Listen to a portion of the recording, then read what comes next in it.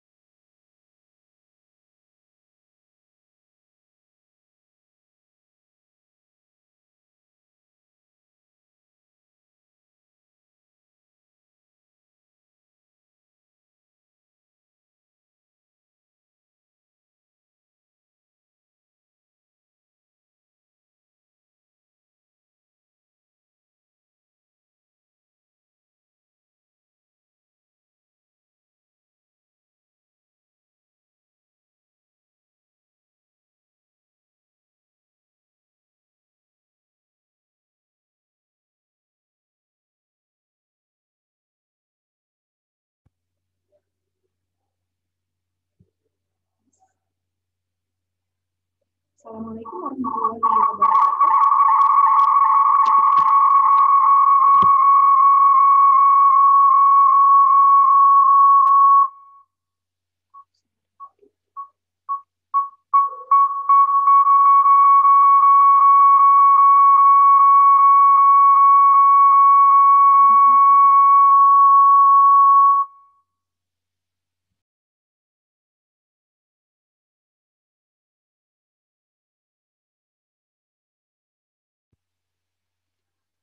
Assalamualaikum warahmatullahi wabarakatuh.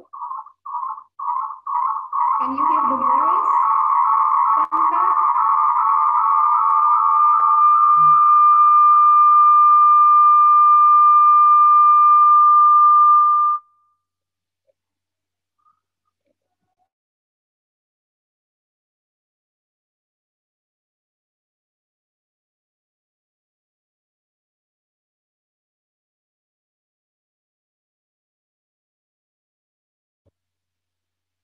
Assalamualaikum warahmatullahi wabarakatuh.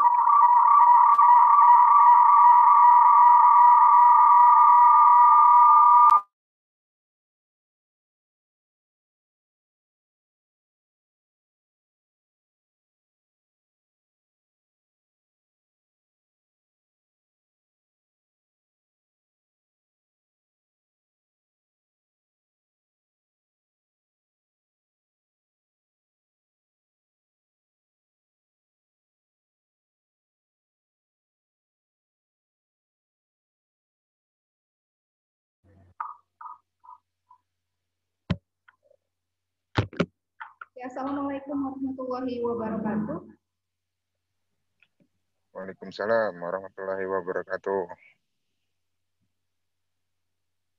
Well, good morning everybody.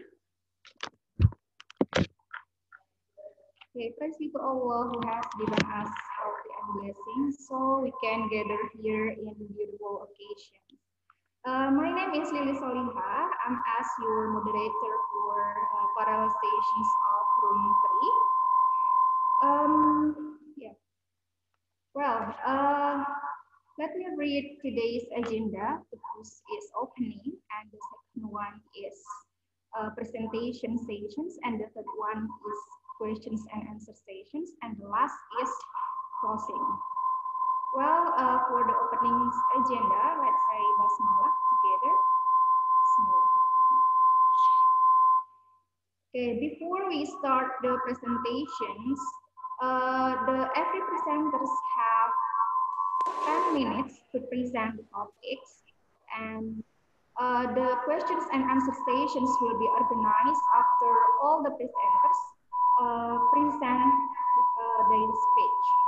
So I give the chance for the first presenter here, Mr. Ujang Suparman. All right. Yeah. Right. Yes. Okay, for Pak Ujang Suparman, time is yours. All right. Assalamualaikum warahmatullahi wabarakatuh. Today I'm going to present the results of my research entitled The Effect of Question Prompts in the Teaching Relevant and Authentic Text for Student Academic Comprehension Improvement. This research was done by 4 people, by myself, Ujang Superman, and Hasan Hariri, Muawi Rosidi, Ridwan, and then Agung Putra Wijaya from Lampung University. All right.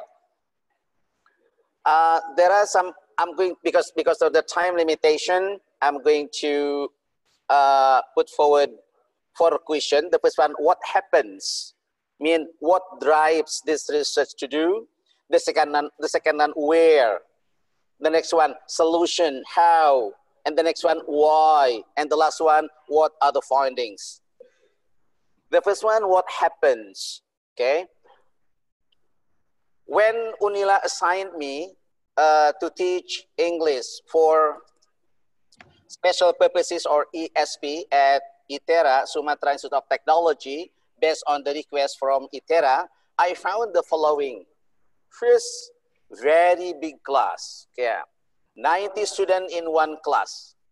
Very heterogeneous class, coming from 13 various departments, various English capabilities, and various backgrounds. No suitable material for each department. Student interest in English in the beginning seemed not so good. Tend to be passive. They might think that it was just parts of the curriculum that they should take, and lack of interaction in the classroom. That's what happened. Where it's happened in Sumatra Institute of Technology or ITERA, one of newly opened higher education in Indonesia. It's located in the south of Lampung Regency, Indonesia. What is the solution? First, to overcome these problems, I use student active learning. Okay, it means that the lecturer was not active. The lecturer functioned as facilitator, and then each student from certain department was assigned to browse an international journal relevant to their own department, because it is impossible for me to assign or to give the same material for all students coming from many different departments. So I assign the solution to this. I assign each student to browse the internet to find out a suitable international journal. And after that, they are supposed to select interesting and relevant article. Hence, I call it exposure to authentic assessment. Why exposure? Because every week during the whole semester, all the students should read at least 1 article from international journal. By doing this, the student will be more familiar with the use of authentic material. It's called authentic because the material are not intended for teaching, but intended for professional readers. And then to guide them in trying to understand the text that they have chosen by themselves, question prompt were distributed to them in the beginning of the semester. What is question prompt? Question prompt is the question addressed to the student to direct them understand the text. That question prompt. Okay, and this question prompt is applied for the whole semester for every article they read. If the student should learn an article at home 1 week before the class based on the question prompt. Why 1 home? Because as you know, if we, for example, ask the student to read in the classroom, it's impossible because of the time limitation. So I assign them homework to read 1 article before they present it in front of the classroom. Yeah. And then in the following week, they were in turn assigned to present what they have done at home. The next one, authentic assessment, was used to assess each of the activities. Why? What is authentic assessment, and why did we use authentic assessment? Authentic assessment is the assessment which is given to the student while they were doing the task. Okay, that in the classroom. Why authentic assessment? Because by doing that assessment, the lecturer can assess directly and really what it is happening in the classroom. So not after teaching, but while they are doing something, while they are giving comment, while they are put forward some question, while they are putting forward some argument for or argument against, commenting other people, something like that. The next one, the role of the teacher, as I said to you, was as facilitator in all that activities. And the next one, in this class, I use background knowledge.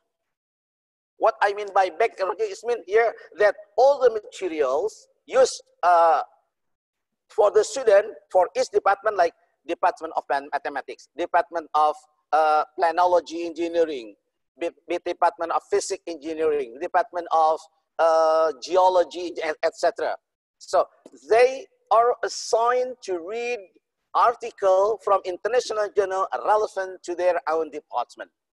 By doing this, the material in the department or in the material in the article are relevant to what they are studied, what they studied in their own department. In other words, their motivation improved. And it was found that amazingly, all the students from various departments, after reading the material relating or relevant to their major of study, was very highly motivated. It's amazing. And the next one, something which was amazing happened, that is all the students were very active. Why? Because they feel that they are the expert. They are the expert in explaining something about their own major of the study. Okay. Usually, in the other class, for example, the students are very passive, but in this classroom, they were very active. Even the time is not enough. While the class should have been terminated, for example, many questions put forward by almost all the students. Because while they were putting forward some questions, okay, they were assessed. So they are highly motivated to get some score, something like that. And then, okay. Dear ladies and gentlemen, in fact, this research is a big one. But the one which I presented at this moment is one part of the big research, okay? That is relating to academic comprehension, usually called reading comprehension. But in this case, I call it academic comprehension. There are 3 research questions here. The first one, can question prompt in teaching authentic, relevant text improve student academic text comprehension? The second one, is there any difference of student academic text comprehension ability before and after using authentic text, authentic and relevant text? And the last one, is there any difference in academic text comprehension ability between 2 genders? Time is still enough, right? Okay. What is the finding? The finding is that qualitatively, I said to you, qualitatively, it was found amazingly that majority of the students were very active in doing homework, in presentation, and they felt confident when they were asked by other students in the same class from different departments. Why were they very active? Okay, the data show that they were very active because they hoped that they would get best scores in all activities. Ladies and gentlemen, so the aim of this research was number one, question prompt and relevant, this research was aimed to investigate whether number one, question prompt and relevant and authentic text can improve student academic ability. The second one, whether there is any difference of student academic text comprehension improvement before and after using question prompt in teaching relevant and authentic text. And the last one, whether there is any effect of student gender on their academic text comprehension improvement.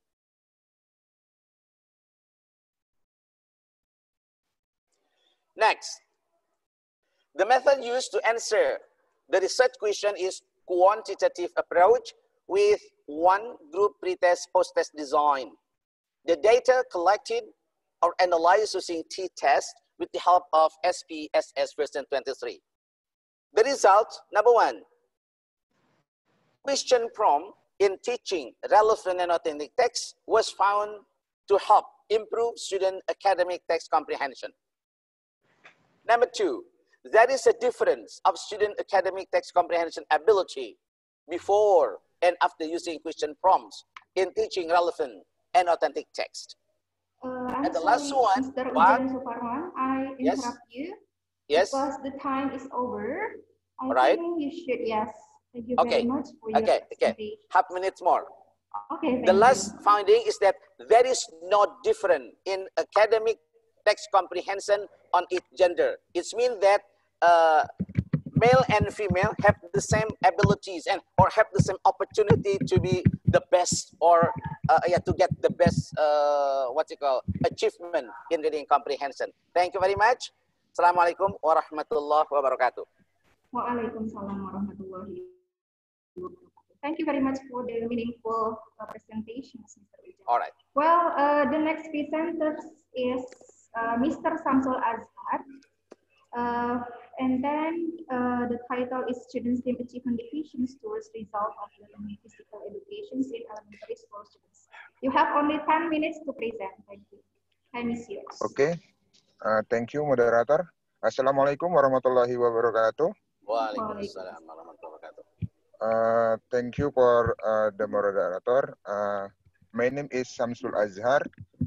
I'm from University of Muhammadiyah Tangerang. I want to present my paper with the title is Student Team Achievement Division toward Result of Learning Physical Education in Elementary School Student. Can you share your PowerPoint presentations, Mr. Samsul Azhar? Okay.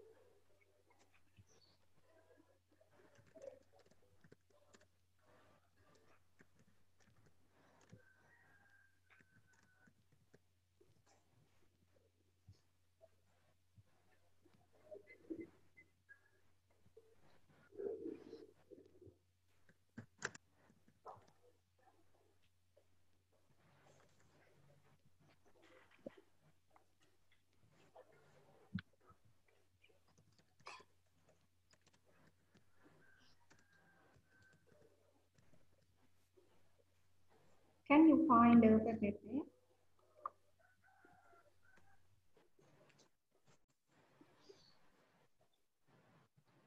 I'm sorry, I'm share to screen-nya nggak bisa, Mbak.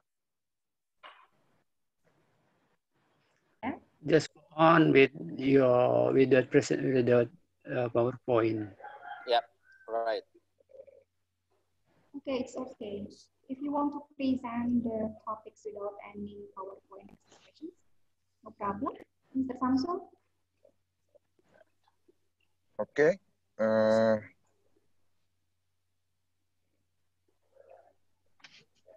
Introduction, based on that data from observation in the port grade physical education learning school. It can be seen from the average student learning outcome less than 61 minimum competence criteria. Class for student total 62 student, consisting of 31 student in class 4A and 31 student in class 4B, whose score were above the minimum competence criteria for 42.5%, and the others 55.5% still needed to improve their ability and learning physical education.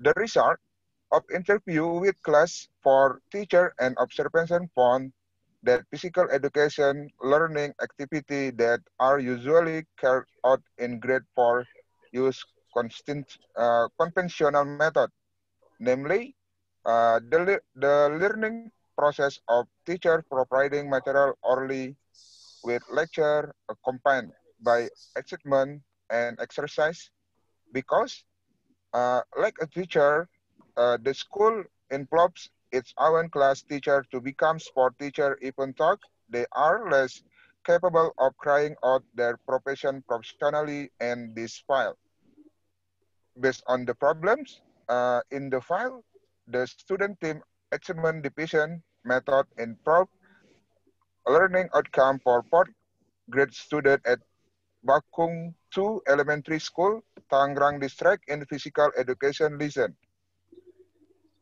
And then research and methods. The method used in this study is a quasi-experimental method, quasi-experimental type of non-equivalent control group designs. Data collection technique in studying polling. First, observation. Observation is data collection technique by means of holding observation of the ongoing activity in the it's for this purpose to obtain and relative a number of related data with the problem studied through direct observation at Bakung 2 primary school. To interview, the interview method used was unstructured interview were conducted with grade 4 teacher at Bakung 2 primary school to obtain information about that learning method are applied to physical education, sport, and health lesson. Research A, research pre-test, control group, and control group experiment.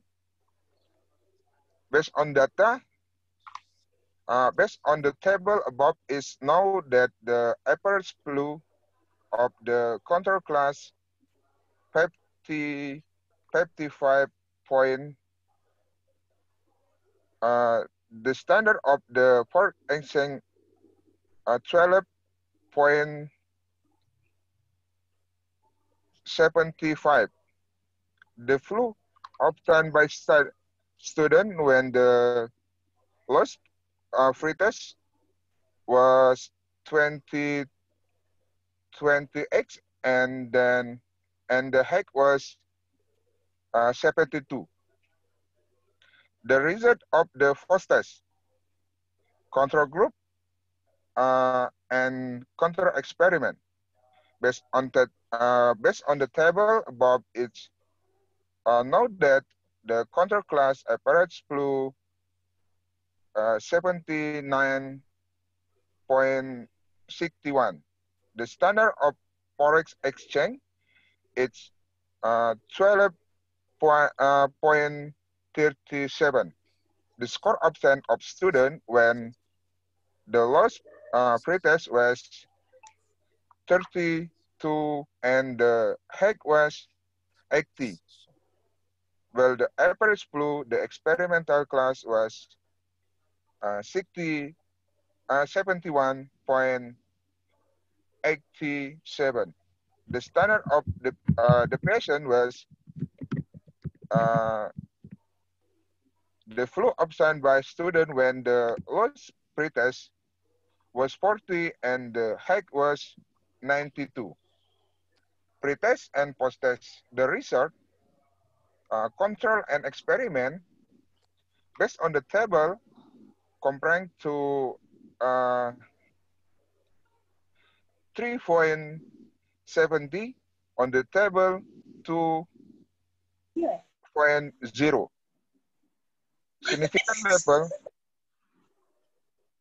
that can be seen that to the table, it can be, then there is a significant influence in the application of the learning method student. The excitement depends on the result. Learning physical education, traditional game, material compared in the learning process using conventional method. Relevant research, Prananda and Hadianto. The result obtained by the average flow of the experimental class is 80 and 69.82.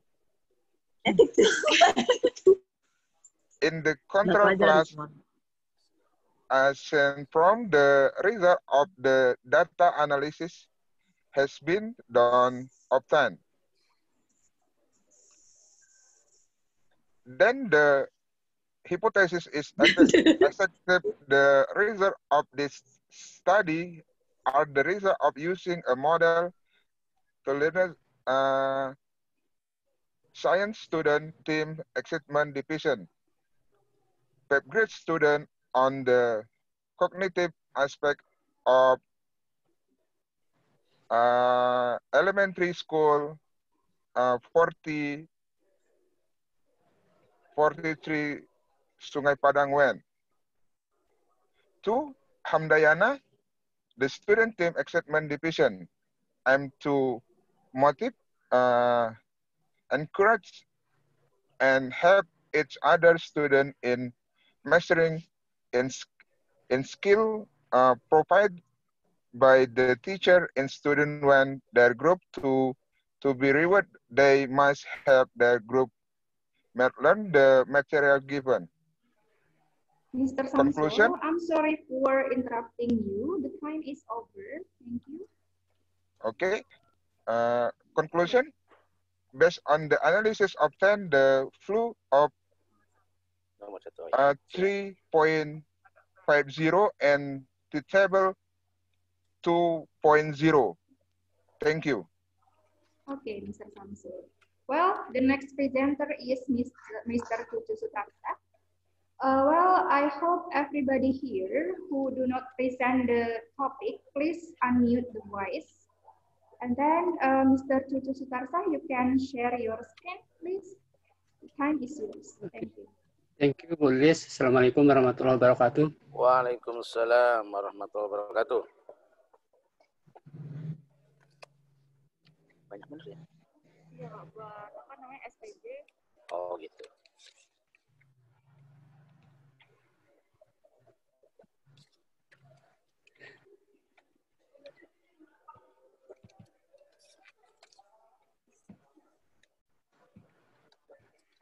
Okay, good afternoon, everybody. My research dealing with improving communication skill of learners with autism spectrum.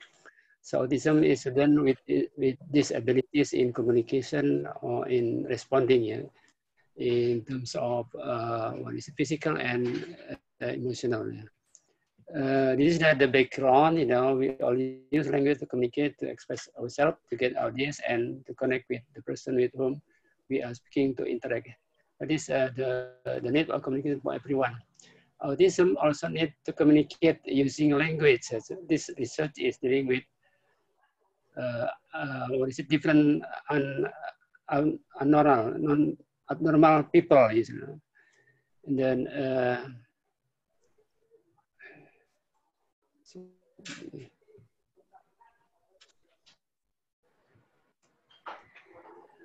autism, as I said, autism is disabled student in terms of communication, in social interaction, and even to repeat also has difficulty, lack of eye contact, and so on. It's complex neurological disorder that affect the function of the brain. Autism is a disability which is characterized by a breakdown of communication, social interaction, social disturbance, and emotional behavior. That is characteristic of autism, different from normal student. So the study English to autism learners to understanding people say and follow, verbal instruction, respond to what people say, description on object, yeah, describing the object, imitating speech, other people. So these are activities in experiment in the classroom. The strategies used in the research is by using picture exchange communication system. That is the way of, what is it, people make to interact or speak by using picture, so they can respond what the picture that we give to them.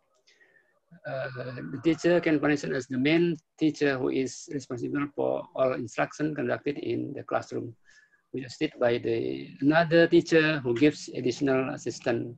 So in this case, there are two teachers in the classroom who assist the process of teaching English for these people. Research question, actually there are two research questions, but here I mentioned only one because too many things to discuss if we have to discuss all together. So basically to find the difference between before and after treatment in this class. So we have pre-test and post-test. So to score pre-test, of course, because this is a subjective skill, we need readers. The procedure to set up individual classroom for the autism spectrum disorder. Conducting a series of pre-tests, as I said, and then treatment.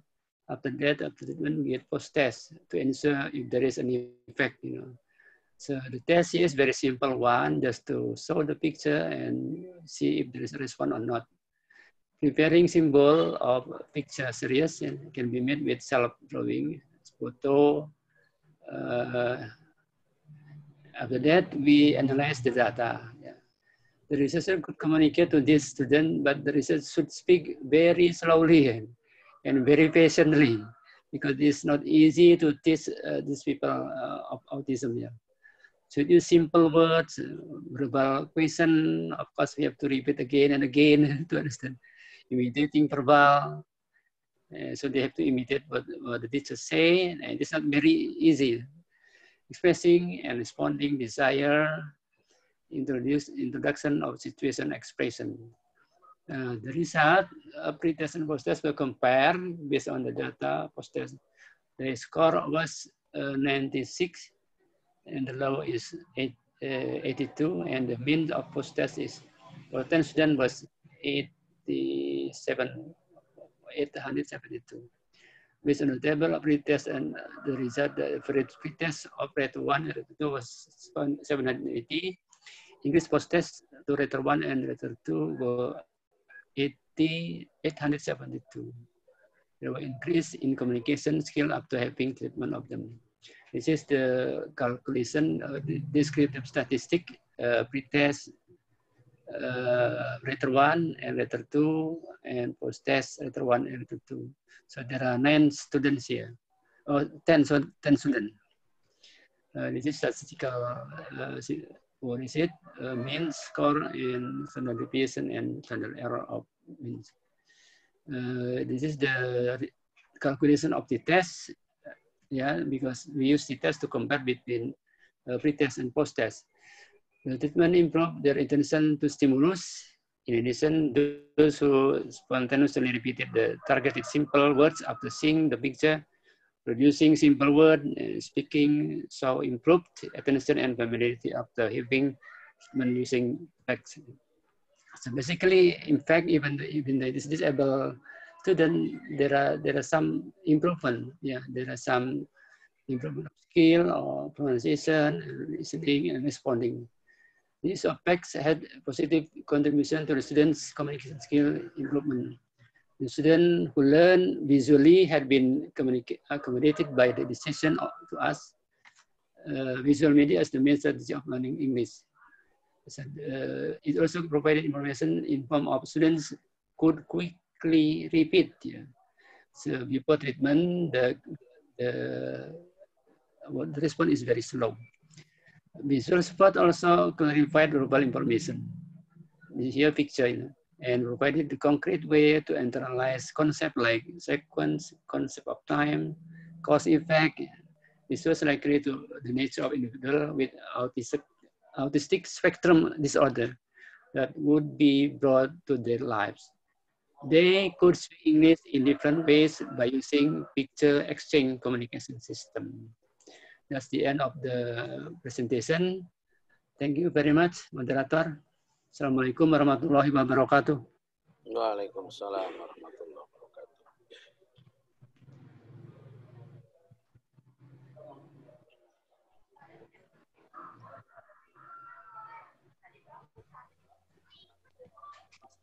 Thank you very much for Mr. Titu for informative presentations. Well, the next presenter is Ibu Fitri Yuni Haryani. You have 10 minutes to present the material. Thank you. Time is yours. Ibu Fitri Yuni Haryani, present? Yes, I am. Yes. Okay, thanks to Ms. Levi Solihah. Assalamualaikum warahmatullahi wabarakatuh. Waalaikumsalam.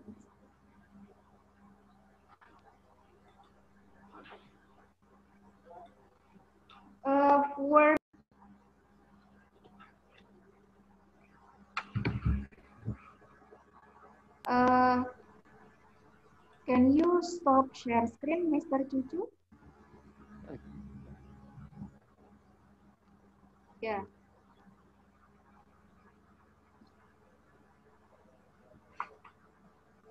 Okay, thank you, Mr. Cucu.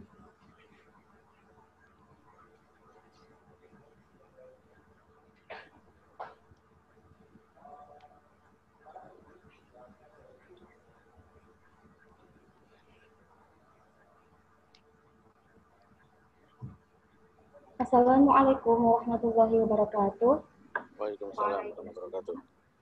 Good morning, everybody. I am Fitri Yuni Haryani, student from 11 Maret University, Surakarta, Central Java. Alright, in this occasion, I would like to present my article entitled Conceptual Problem-Based Learning, Developing Critical Thinking Skill for Teaching Faraid in Islamic Education. Let me first start my discussion from the basic concept of Islam. The concept of Islam is divided into three classes, namely Aqidah, discussing about faith to God, Akhlaq, discussing about character among Muslims, and Sharia, discussing about law. Then Faraid is one of law discussed in the Sharia, which is part of Islamic family law. Faraid is one of the knowledge discussion about formulas from counting inheritance as a percentage that should be child by its fact. In other words, Islam regulates about how to manage wealth after someone passes away. In Islam, studying Faraid is an obligation for every Muslim, which aims to avoiding disputes between families. Because of the importance of this knowledge, for it is taught in formal high school level. For it in teaching.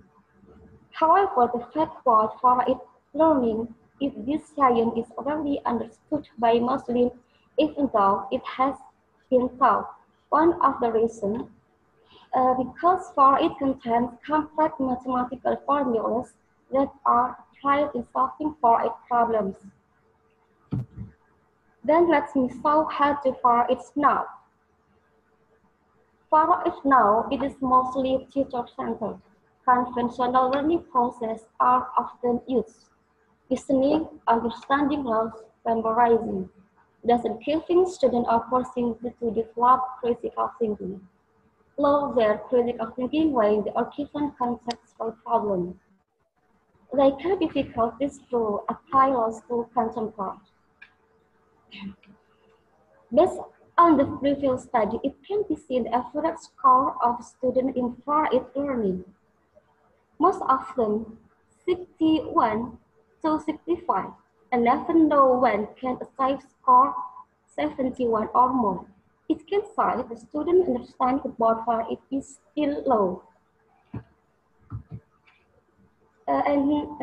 New paradigm in curriculum 2030 requires students to have high-level thinking skills.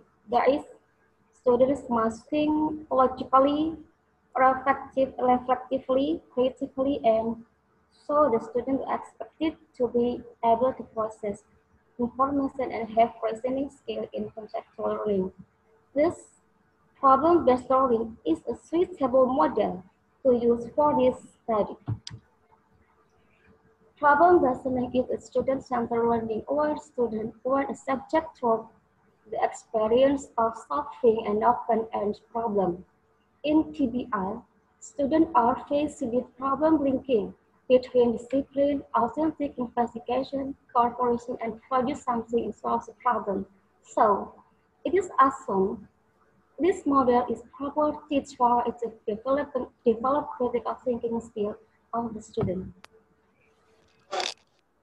This research method, this study applied a qualitative descriptive research design that identify and increase in critical thinking skills based on the result of students' score in working on for each problem using a conceptual problem-based learning model. And then data collecting techniques. 1. Interviews with Vicky for the teacher and manuscript of 20 grade. 2. Tape observation for a teaching use conceptual problem-based learning. And then data analysis technique use data display, data reduction, and drawing conclusion. This study is carried at senior high school in Madiun, East Java, Indonesia, taking sample 65 students. And then teach for a step with conceptual problem-based learning. Students were given for a question based on conceptual problem oriented to high-level thinking which aim to determining. So students work in this question for their own ability to think and were given flexibility to find solutions according to the previous knowledge or have. 3. Tutor gave step-by-step for it lesson by implementing guided teaching the key expression of the student. 4. The tutor analyzed the result of student working finding solution to this problem. 5. The last, the teacher provides students answers to make sure the teacher were in misinterpretation. From this study, the result from teaching for it with conceptual problem-based learning is for it learning requires innovative method and is able to train students' critical thinking skills. 2. This is determined based on conceptual problem behind it. Thus, in for it learning, critical thinking are needed. 3. The majority of students were able to work on for it question on contextual case, but were able to solve the problem. The following is the score of students for it. From the table, it can be seen the average score of students has started to increase and their average score has met the minimum standard of KKM, although there are still students who have low scores, and only a few students whose scores are very high. It can be concluded that the majority of students have reached a complexity standard. This means a student's abilities and understanding of for it have increases after this model is applied. We can also see in the graphic. Alright, here the conclusion of this study about the implementation of conceptual problem-based learning for teaching for it. The majority of students were able to think critically in working on conceptual for it. True, most students have been able to reach the critical thinking stage to problem solving. And three, the problem-based conceptual learning model is applied to train students to improve critical thinking skill, not only critical thinking, but also improve analytic, evaluative, and problem-solving abilities. That's all my presentation today. Thanks for attention. Assalamualaikum warahmatullahi wabarakatuh.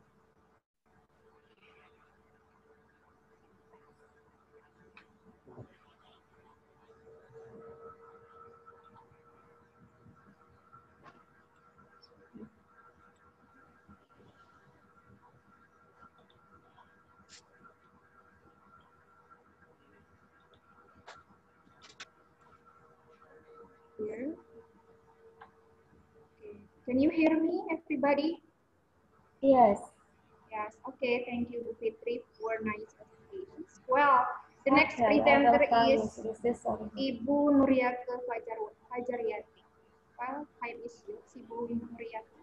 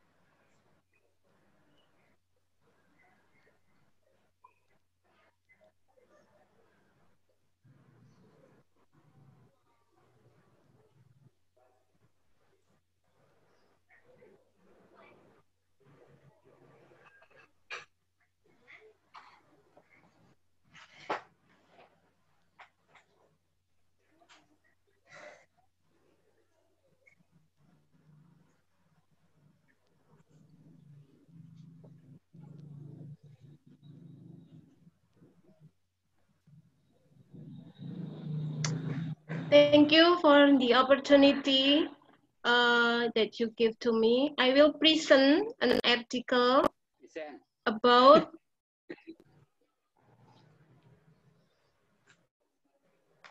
the need of skill learning model to overcome the low employability skill of vocational school students.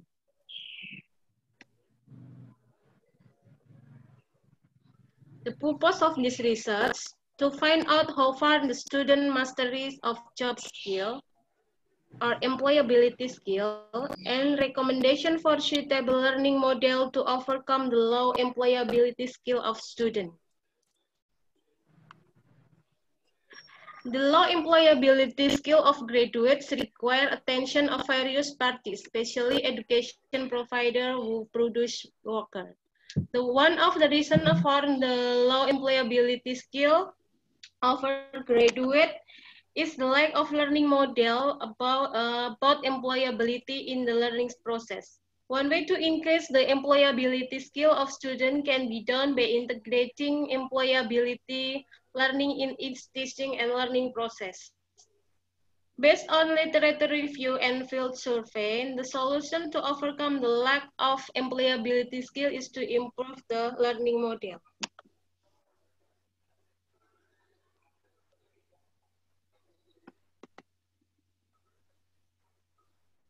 The reason of employability skill needs special attention because they are important for prospective workers to face the world of work in the era of technological disruption.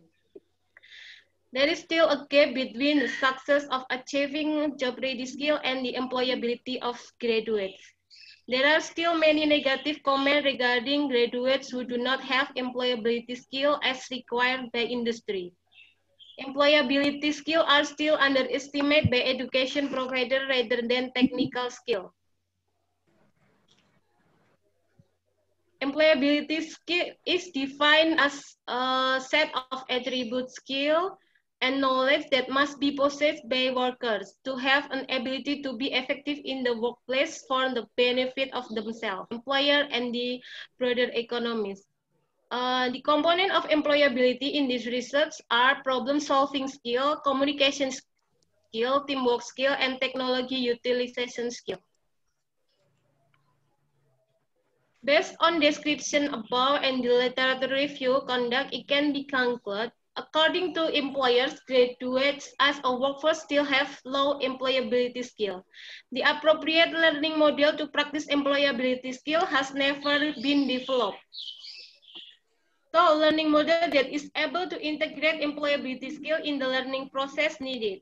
The integration of employability in the learning process can be done by applying the M-skill learning model based on blended learning. This model is formed from a modified group investigate learning model. Investigative learning model.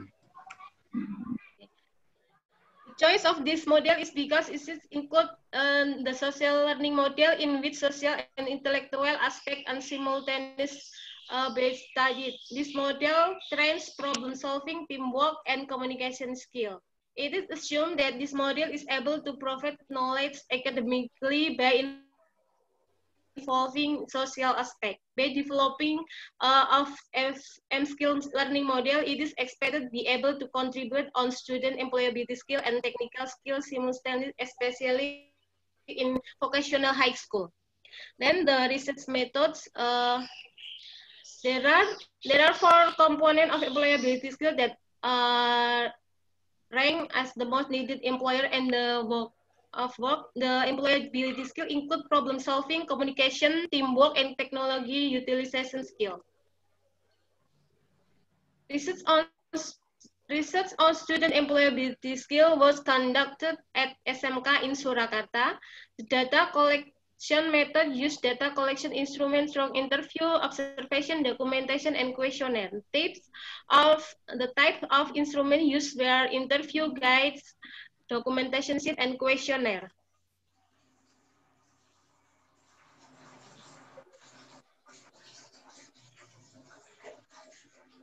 The data analysis technique recommendation for the M-skill learning model based on blended learning. After conducting research to determine the level of vocational student employability skill, it was concluded that is need for the integration of employability skill in every learning aspect. The model offered can be used as a solution, namely the M-skill learning model based on blended learning. This model is combination of group investigation model and Picciano's multimodal blended learning model. And the results,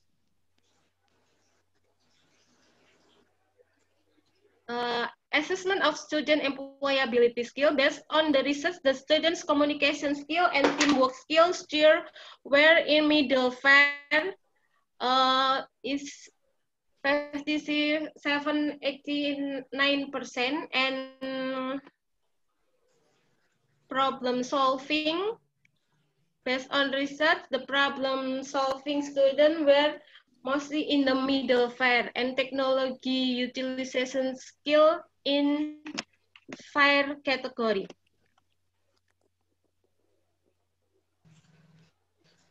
So it can be conclude that employability skill of student in vocational school student is still low. The result of literature study on the M-skill learning model based on blended learning. Joyce state that develop their capacity to increase knowledge and collaborate with others to create productive social intellectual relationship, increase knowledge in the academic, social, and personal relations simultaneous. Joyce divide the learning model into several groups, one of which is the social learning model. Through the social learning model, the development of productive social behavior, academic skill, and knowledge can be achieved simultaneously. One of social model is the group investigation model. The social learning model group can be said to be very supportive for employability skill learning as in this group. The social and intellectual aspect can be studied simultaneously. Then to enhance student employability skill, a learning model, namely the blended learning based M skill, the learning model to integrate employability skill is required in each learning process. This model is formed from group investigation and Picciano that I said before. The reason for choosing the group investigation model is because the model training problem solving, cooperative, and communication skill. The group investigation model is considered an effective way of teaching science academically and is able to touch social aspect and process. The group investigation model can be used to train cooperation, problem solving, communication as in group, student practice sharing knowledge and skill among group members. So the group investigation for the M skill model. Then blended learning was chosen for the M skill model, considering that it's able to train technology utilization skill in addition in social aspect. To improve ICT skill, a learning process that integrates technology is learning is needed. This can be achieved through blended learning. Blended learning offers students a more flexible learning environment and result in more powerful learning experience that can be offered only with traditional or completely online learning. Online discussion forum can train students who do not have a courage to convey opinion ideas face-to-face. Through the online space, students can increase self-confidence in communicating exercise. The use of technology in blended learning make it easier for everyone to access learning material anytime and anywhere. Blended learning applied in M-skill model refer to concept put forward by Picciano. Picciano states that student learning can be influenced by many factors, including pedagogical techniques, technology, and media used for delivery and student learning style. Picciano suggests a multimodal learning model, namely the blended with the purpose model. He argued that pedagogical goals and activities should encourage the approach teachers use in teaching. Moreover, teaching is not always about learning, content, or skill, but also supporting students socially and emotionally. The reason why the multimodal blending with purpose become the choice of model because the multimodal in addition to group investigation is also considerable for training social skill. The two models were selected and integrated to simultaneous hone technology utilization skill and social aspect including communication skill, teamwork, and problem solving. Based on the explanation above and the integration. You, Ibu Nuriaka. Ibu Nuriaka, the time is over. Yes. Yes, the time is over. Okay, I'm sorry. Thank you. 1 minute again, please. Okay. This is 6 step. Okay, close. Just conclusions, Ibu. Okay, just explain the conclusion, please. Discuss.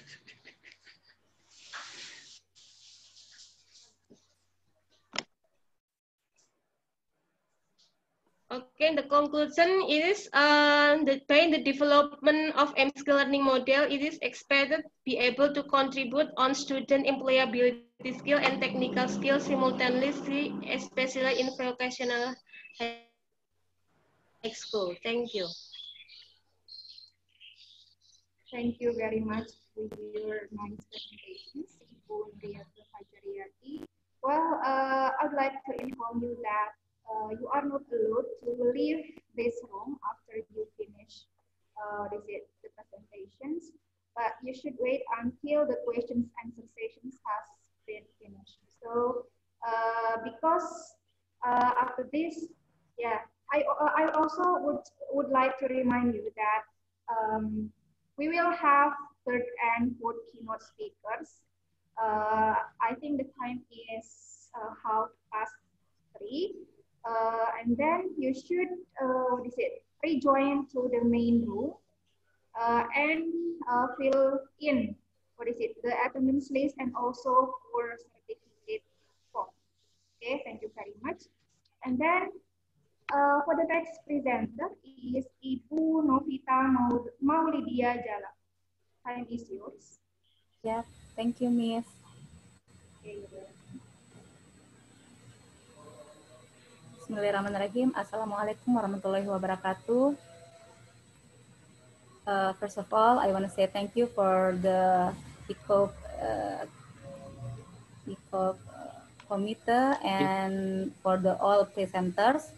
I will explain about my research with title Psycho-Spiritual Analysis of Community in Indonesia in Facing the Coronavirus Pandemic.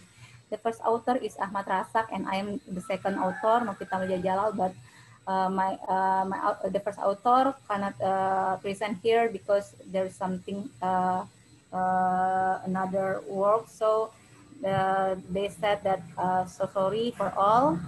And why we take this research, because the background, WHO said that the stress that arises during the COVID-19 pandemic can be in the form of fear and anxiety about personal health and the health of other loved ones. Change in sleep patterns and or eating patterns, difficulty sleeping and concentrating, worsening and physical condition of a person who is have a history of chronic disease and or psychological disorder and use drugs. Humans need to increase their understanding that there are things we can control and there are things we cannot control. Humans need to understand that there is an almighty sense who controls everything. By understanding this, our heart will become and increasing spiritualism can be applied by writing a gratitude a journal, whether it's good health to this day, the joy of working from home, or the joy of being with family. This is because not everyone has this privilege during this pandemic. It is important for us to remain grateful, increase our patience, be generous while still doing our best to protect ourselves and others to avoid the COVID-19. Humans are the most perfect of God's creatures, which do not only consist of a piece of flesh and bones, but are composed of a comprehensive biological, psychological, and social, spiritual, and cultural component. The demands of circumstances, development, competition in various aspects of life can cause disappointment, despair, helplessness in humans, both healthy and sick.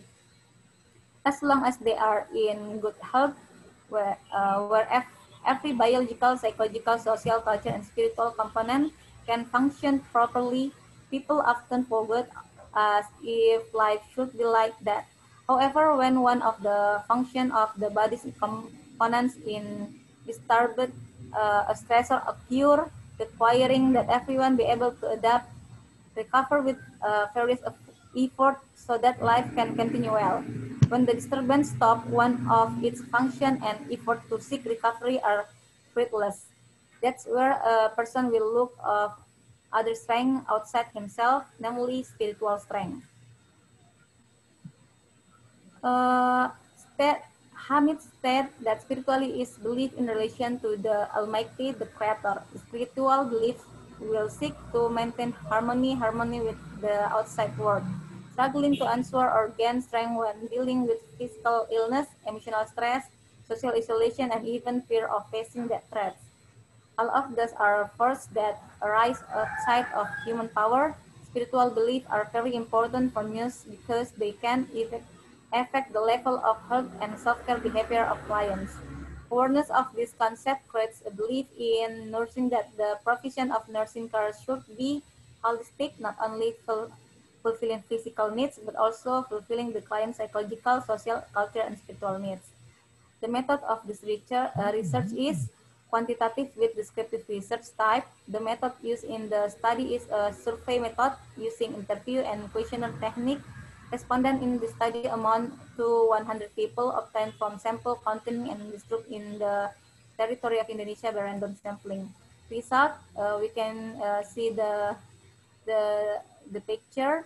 Based on the result of the study, it is known that the factors that become a source of social stress include 38% due to a weakening economy, 26% fear of contracting COVID-19, and 12% due to disruption of worship to mosque, 5% due to family conflict, and 19% due to other reasons.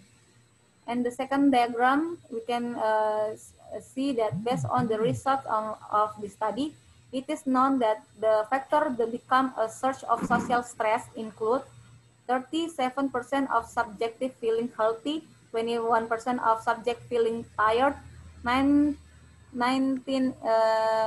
of subject feeling neck and shoulder tense, 12% of subject feeling headache, 6% of having heartburn, and 5% the subject has fever. Based on the result of the study, it is known that the effort made by the subject when the subject experience negative emotion. Pray to Allah Almighty, 20% play cell phone, 12% clean the house, 12% alone in the room, 10% attend online seminar activity, 8% call friend, 8% sell, 6% cook, and 4% others. Based on the result of the study, it is known that the environmental role in helping subjects to overcome problems during COVID-19, namely 42% of extended family, 11% of the surrounding community, 10% of spouses, 10% of government, 8% of professional service, 8% neighbors, 4% children, and 7% others. In discussion, based on the result of the study, is known that factors that become a source of social stress include 38 due to the weakening economy, 26% of contracting COVID-19, and 12% due to disruption of worship at the mosque, 5% due to family conflict, 19% due to the other reason. The information of the subject perception that the subject experienced stress due to various factors will then affect the formation of the subject stress response. This is called stress perception, which is considered capable of reflecting change in cognition with while stress response is picture of psychological or biological change.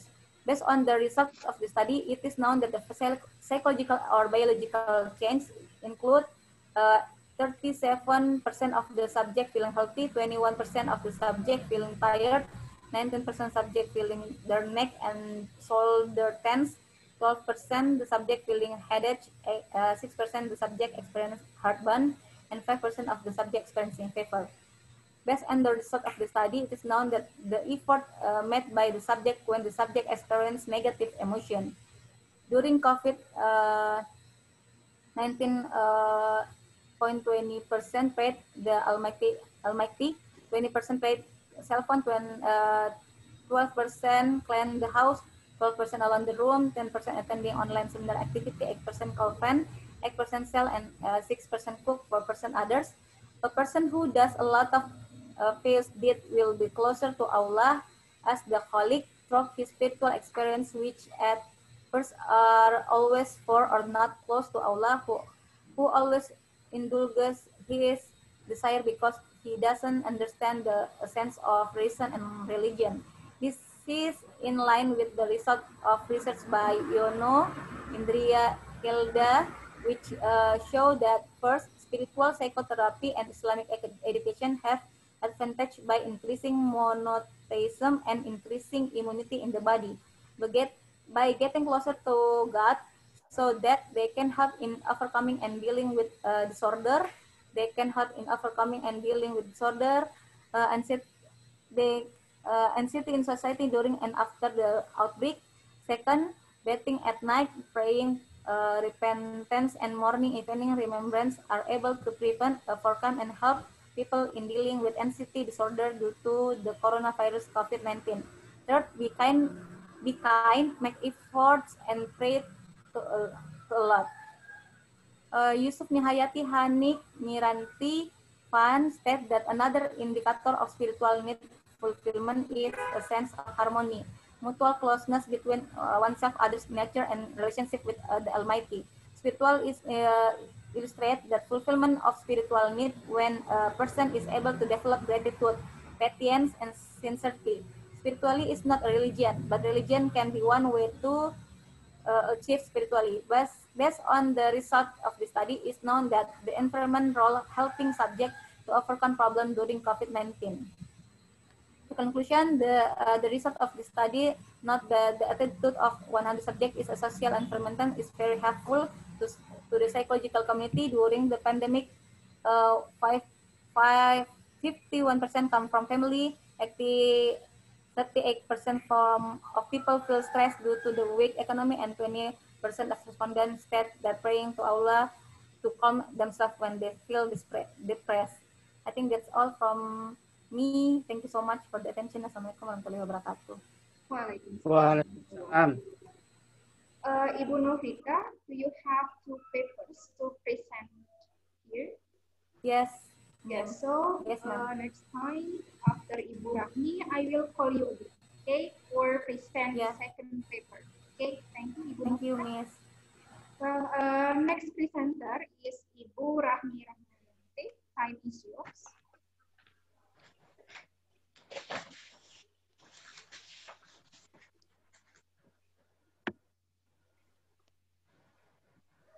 I'm sorry, Mrs. Lily Soliha. I think my presentation is second parallel, not here.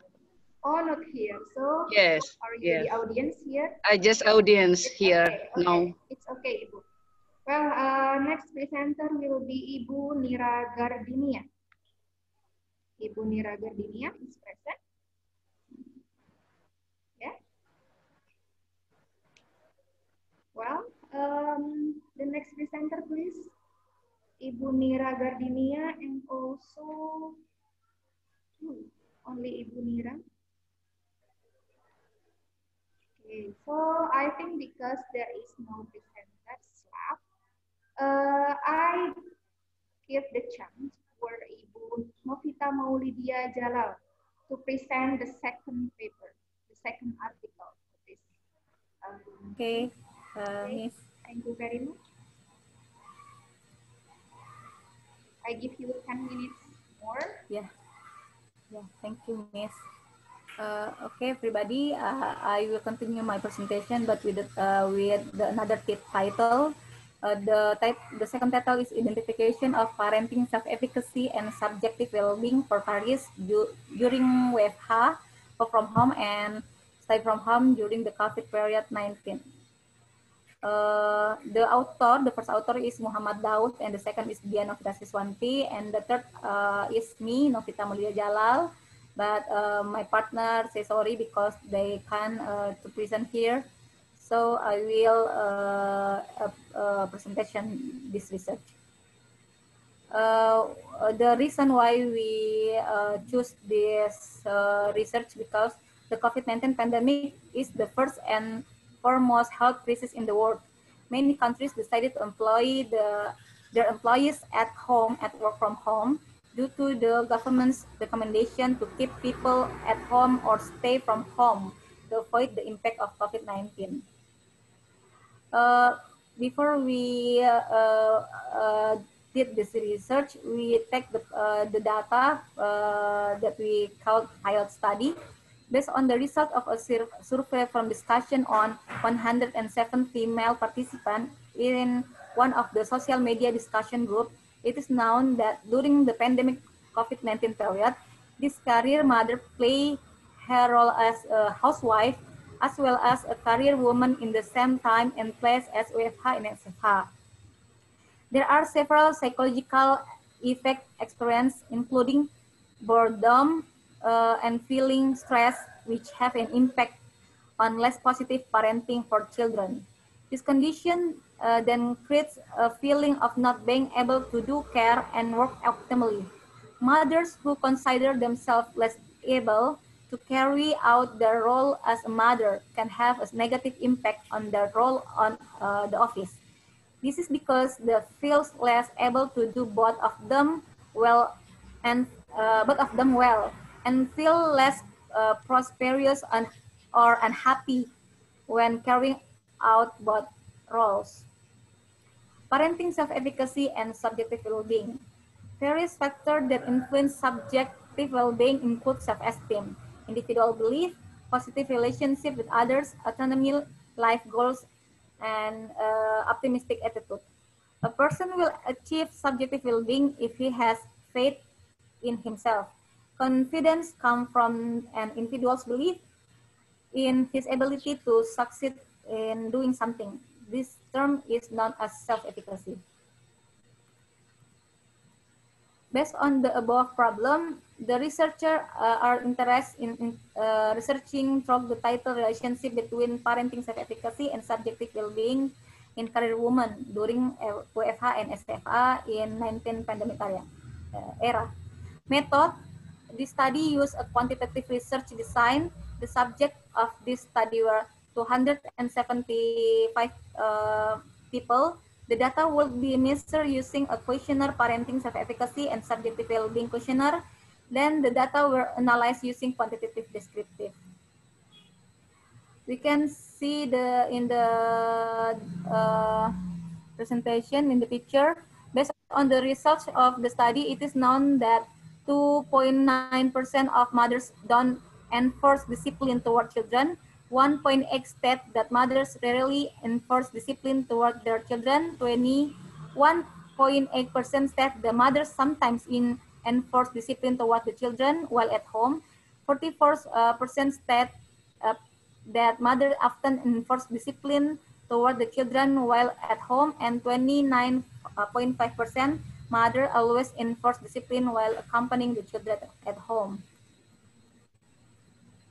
Based on the results, and the second result is 2.9% of mothers didn't accompany their children to study at home. 1.8% said that mother rarely assisted children to study at home. 13.5% said the mother sometimes accompanied the children to study at home. 30.9% said that mother often accompany children to study at home, and 50.9% mother always accompany children to study at home. Based on the result of the study, it is known that 2.9% mothers said they didn't feel positive emotion while working at home. 2.2% mothers said that they felt positive emotion while working at home. 96.6% of mothers said that they sometimes felt positive emotion during working at home. 38.5% of mothers said that mothers often feel positive emotion while working at home, and 36.7% of mothers said that mothers always felt positive emotion while working at home. Based on the result, we can see that 5.5% mothers consider themselves not sure that they can care for the children properly while working at home during a pandemic. 25% of mothers consider themselves quite confident that they can care for the children while working at the home during pandemic, and 69.1% of mothers consider themselves very confident that they can take a good care of their children while working at home during the COVID-19. Discussion. Based on the result of the study, it is known that 25% of mothers consider themselves quite confident that they can care for their children while working at home during the pandemic. Thus, it can be concluded from the result of the study that the subject has good parenting self-efficacy. This condition is in line with the condition of the subject who experienced good subjective well-being working at home during the COVID-19 pandemic. The conclusion is, it can be concluded from the result of this study that the subject has good parenting self-efficacy. This condition is in line with the condition of the subject who experienced good subjective well-being while working at home during the COVID-19 pandemic. I think that's all from me. Thank you so much for the opportunity. Assalamualaikum warahmatullahi wabarakatuh. Waalaikumsalam. Thank you very much for Ibu Novita Maulida Jalal. Well, is Ibu Mira Gardinia present? Ibu, would you like to present the topic? Okay, because Ibu Mira Gardinia is not answering. Okay, so I think now this is the end of our presentation session. So we continue to the questions and answer session. I would like to ask you for only 3 questions for all presenters. Okay. Well, would you like to ask questions by, for example, typing on the chat or raise your hand, please?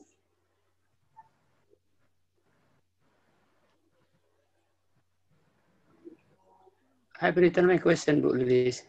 Oh, I'm so sorry, Pak Cucu. Well, let's check. Where is it?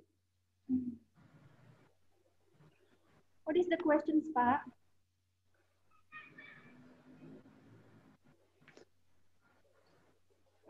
I could not find your questions, Pak Cucu. Let me find. Yeah.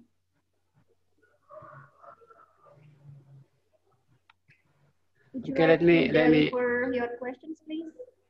Okay, the question is to Ibu Maulida Jalal.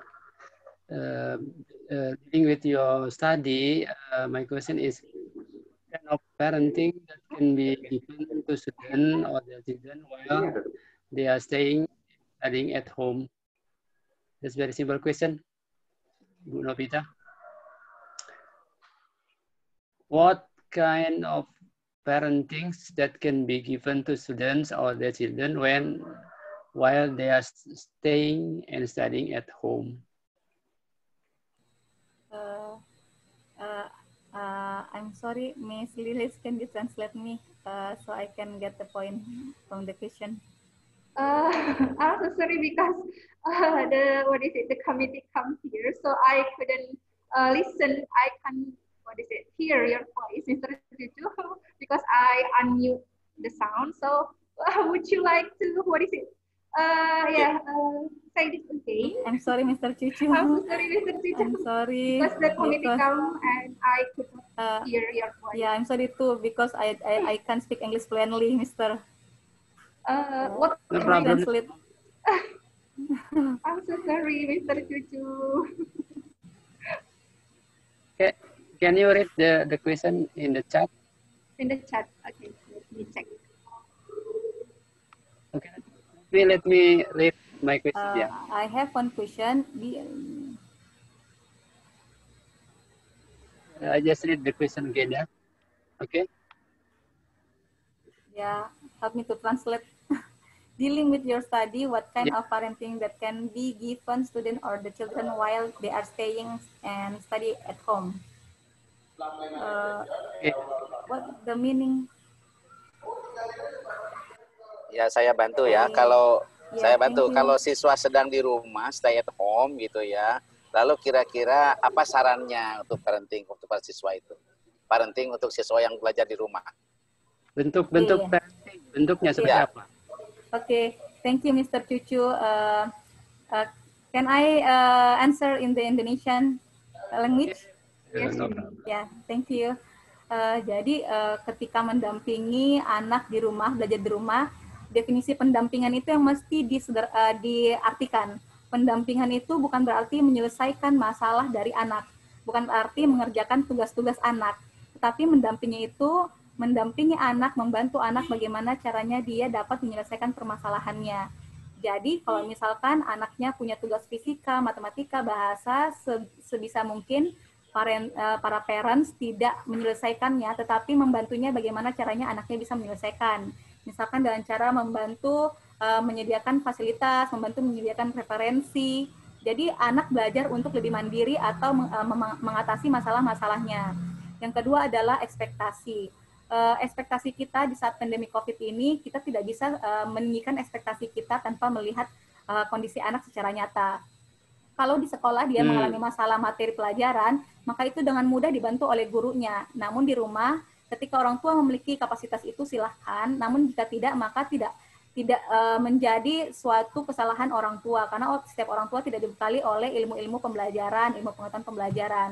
Namun orang tua dapat membantu anak mengatasinya dengan cara berdiskusi atau membuat komunikasi dengan guru agar memperoleh pengetahuan, atau bisa jadi dengan cara bertanya pada pakarnya atau ahlinya, bisa melalui link atau melalui orang-orang dengan profesional ahli, misalkan matematika ke guru matematika, seperti itu. Jadi jangan sampai standar orang tua yang tinggi menyebabkan anak harus mencapai standar tersebut, padahal kondisi lagi tidak seperti dulu. Jadi lihat secara objektif. Yang paling penting adalah orang tua paham porsinya sebagai pendamping. Dengan mendampingi anak mengalami kesulitan dan ternyata targetnya tidak seperti yang dulu, itu ada toleransi di dalamnya karena memang situasi saat ini tidak seperti dulu.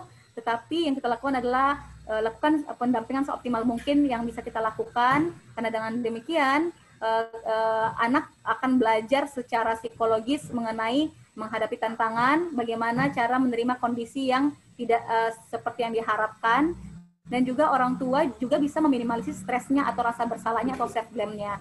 Karena ditakutkan ketika orang tua merasa bersalah, dia akan cepat stres, dan stresnya itu bisa dia lampiaskan ke anak yang namanya displacement. Seperti itu, Pak. Ya. Terima kasih. Boleh komen nggak? Yes, Prof. Cucu, you can give comments or suggestions. Menarik sekali, mungkin dari masalah-masalah yang sering muncul. Mungkin Bu Lilis penelitian selanjutnya itu pelatihan orang tua dalam menghadapi anaknya dalam masa COVID, mungkin gitu ya. Itu saran saya. Penelitian selanjutnya, pelatihan orang tua dalam menghadapi masalah ketika anaknya di rumah dalam masa COVID gitu kira-kira. Saran saja. Thank you, Mr. Cucu. Yeah. Thank you, Mr. Ujang, for help me. Yeah, okay. Thank you, Mr. Cucu and Mr. Ujang. Yeah, I can give one information again. Yang penting juga adalah pada saat mendampingi anak belajar di rumah, situasikan secara formal kalau memang pendidikannya formal. Karena pendidikan itu kan ada 3, formal, informal, dan non-formal. Biasanya orang tua di rumah pada saat jam pelajaran dari sekolah, walaupun di rumah saja, tapi bantu anak untuk men-setting ini secara formal. Jadi misalkan kita memilihkan tempat, jadi jangan memaksakan, kita pilihkan mau yang ini atau yang itu. Oke, di ruang sana ya. Jadi pada saat belajar, anak di ruang yang formal. Jadi settingannya memang kita setting formal. Karena dengan demikian, anak tidak menganggap bahwa ini lagi libur dan lagi bersantai. Karena kalau mereka belajar di ranjang, belajar di tempat nonton, atau belajar di makan, maka secara psikologis anak belum siap untuk mendapatkan pendidikan formal. Jadi lepas dari ruang itu, jangan disuruh belajar lagi ya. Mereka buat hal yang dia sukai, dia senangi, misalkan masak dan sebagainya. Maksudnya tempatnya harus khusus gitu ya? Iya. Jadi bisa Pak dengan kursi. Iya, jadi ada kursi atau meja. Jadi pilihkan walaupun tidak luas, walaupun cuma satu sisi di pojok, yang jelas anak paham ini pendidikan formal. Iya, Pak. Good. Ya, Thank you. Ibu kita memilih dia Jalal. Well, next question please. Ya, Ibu Rahmi. Would you like to ask someone here? Yeah. Okay, I want us to all presenters. Is there any novelty or limitation in your research?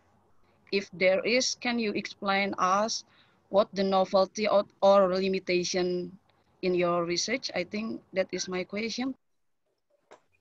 Okay, thank you, Ibu Rahmi. Well, Ibu Nuriatu Fajaryati, Ibu Fitri Yuni, Prof. Cucu, dan Pak Ujang. Would you like to answer the questions about novelty and limitation? Can I speak first? Okay. Yes. The novelties in my research, of course, there are a lot. The first one, the way to improve the student inactive in the classroom. Yeah, the student in university, especially in engineering department, tend not to consider the importance of English.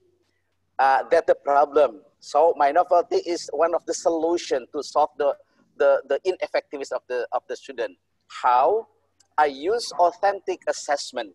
I inform the student in the beginning of the semester that every activity would be scored directly when they are doing something. For example, when they are putting forward some question, when they are putting forward some comment or argument for, argue against, that will be scored. And then by giving this authentic assessment to the student were highly motivated to speak up. Usually the student not speak up, they keep silent. Okay. The second one, it's hard for the lecturers to find out suitable material, especially when we teach in various departments, in very big class. But I try to assign each of the students to get suitable journals and try to find out relevant article or interesting article for each individual. And this is the solution, because frankly speaking, it's hard to get suitable material, but then I let the student to find out suitable material for them, of course, by our guidance.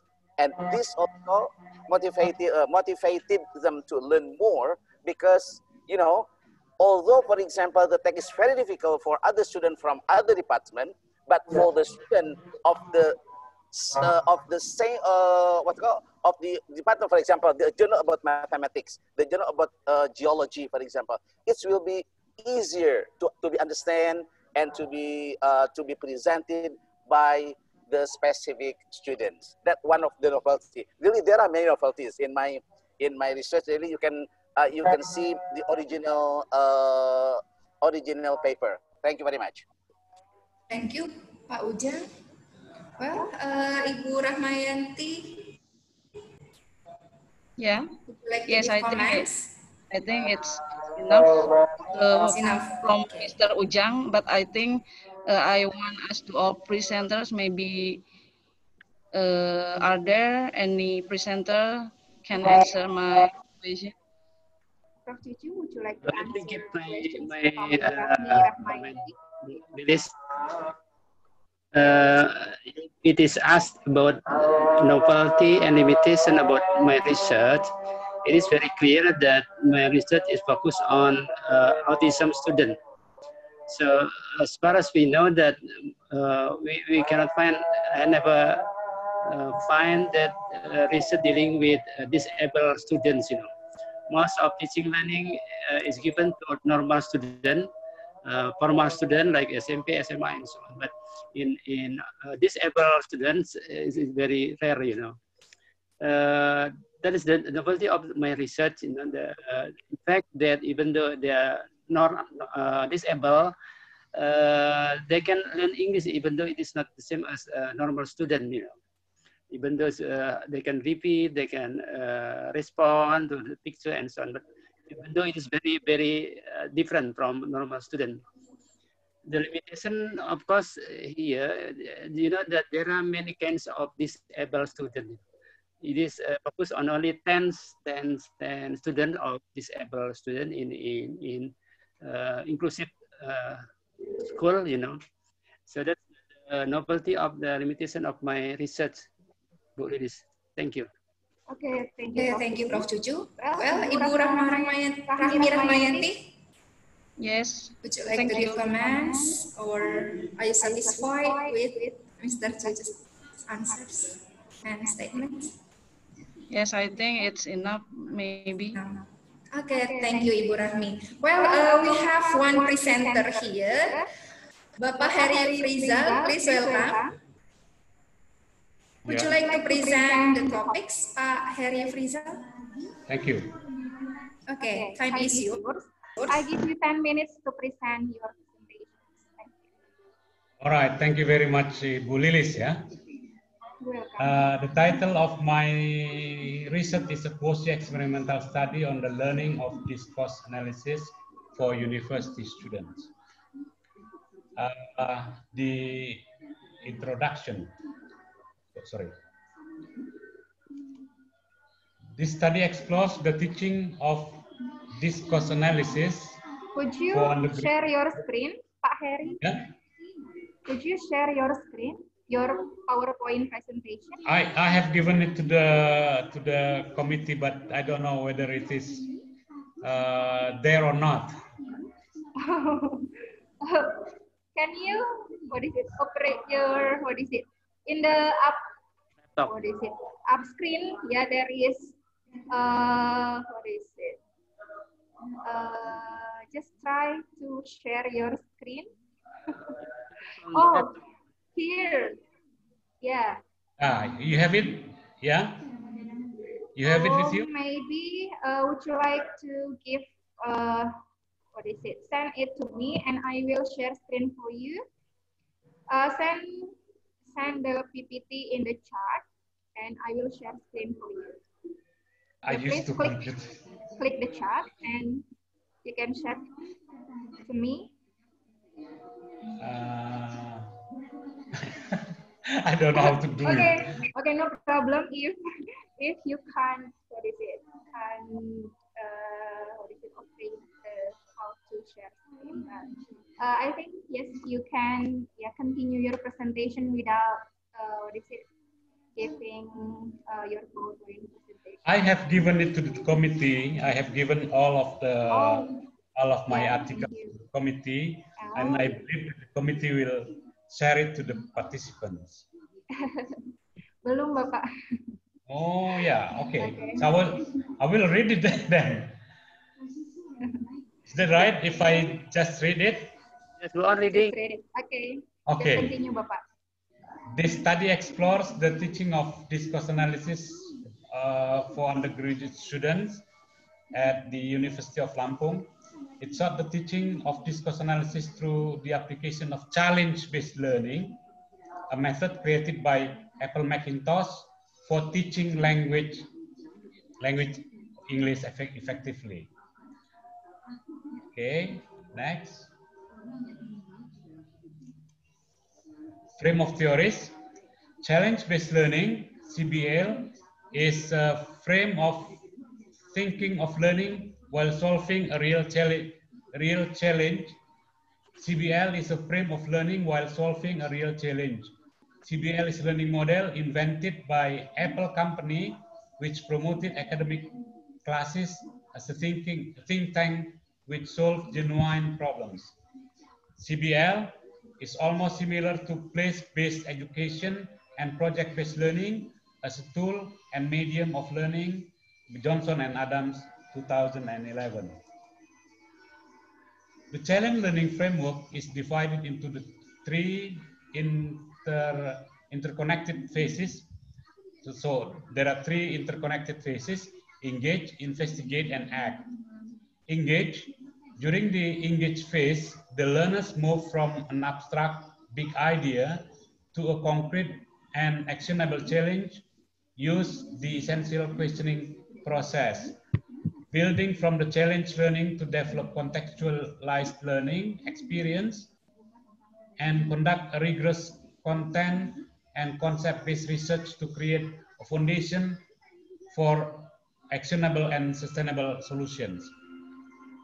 In the act phases, evidence-based solutions are developed and implemented with an authentic audience and the result evaluated. The learners combine a desire to make a difference with demonstrations of content mastery. Shall I continue? Yes. The research methodology. This study employed a quasi-experimental research design. In this quasi-experimental research, subjects were assigned 3 learning packages: challenge-based learning design. Challenge 1 is coded read, write, present, RWP. Number 2, challenge 2 is coded read, relate, presents, RRP. And number 3, challenge 3 is called read, illustrate, present, and argue, REPA challenge. So I did it to the students of English department of UNILA, and the result of the research result of the study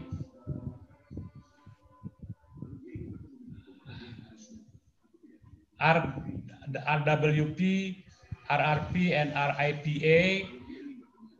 Well,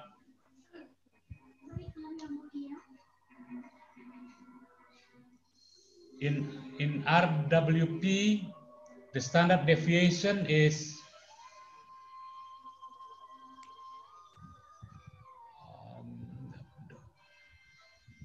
sorry, the letter is very small here, but I'll continue to the result of study.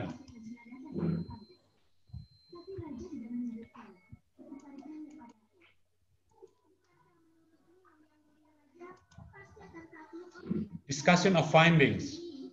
The challenge work applied in this research is a simple form of learning at the university level.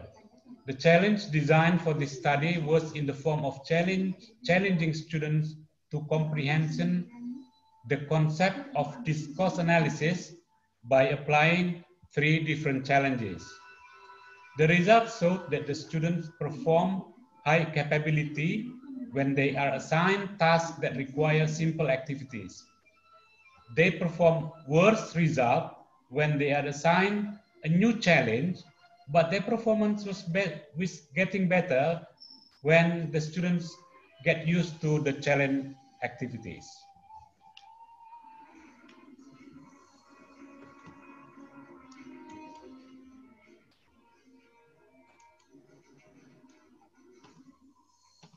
Conclusion and recommendation.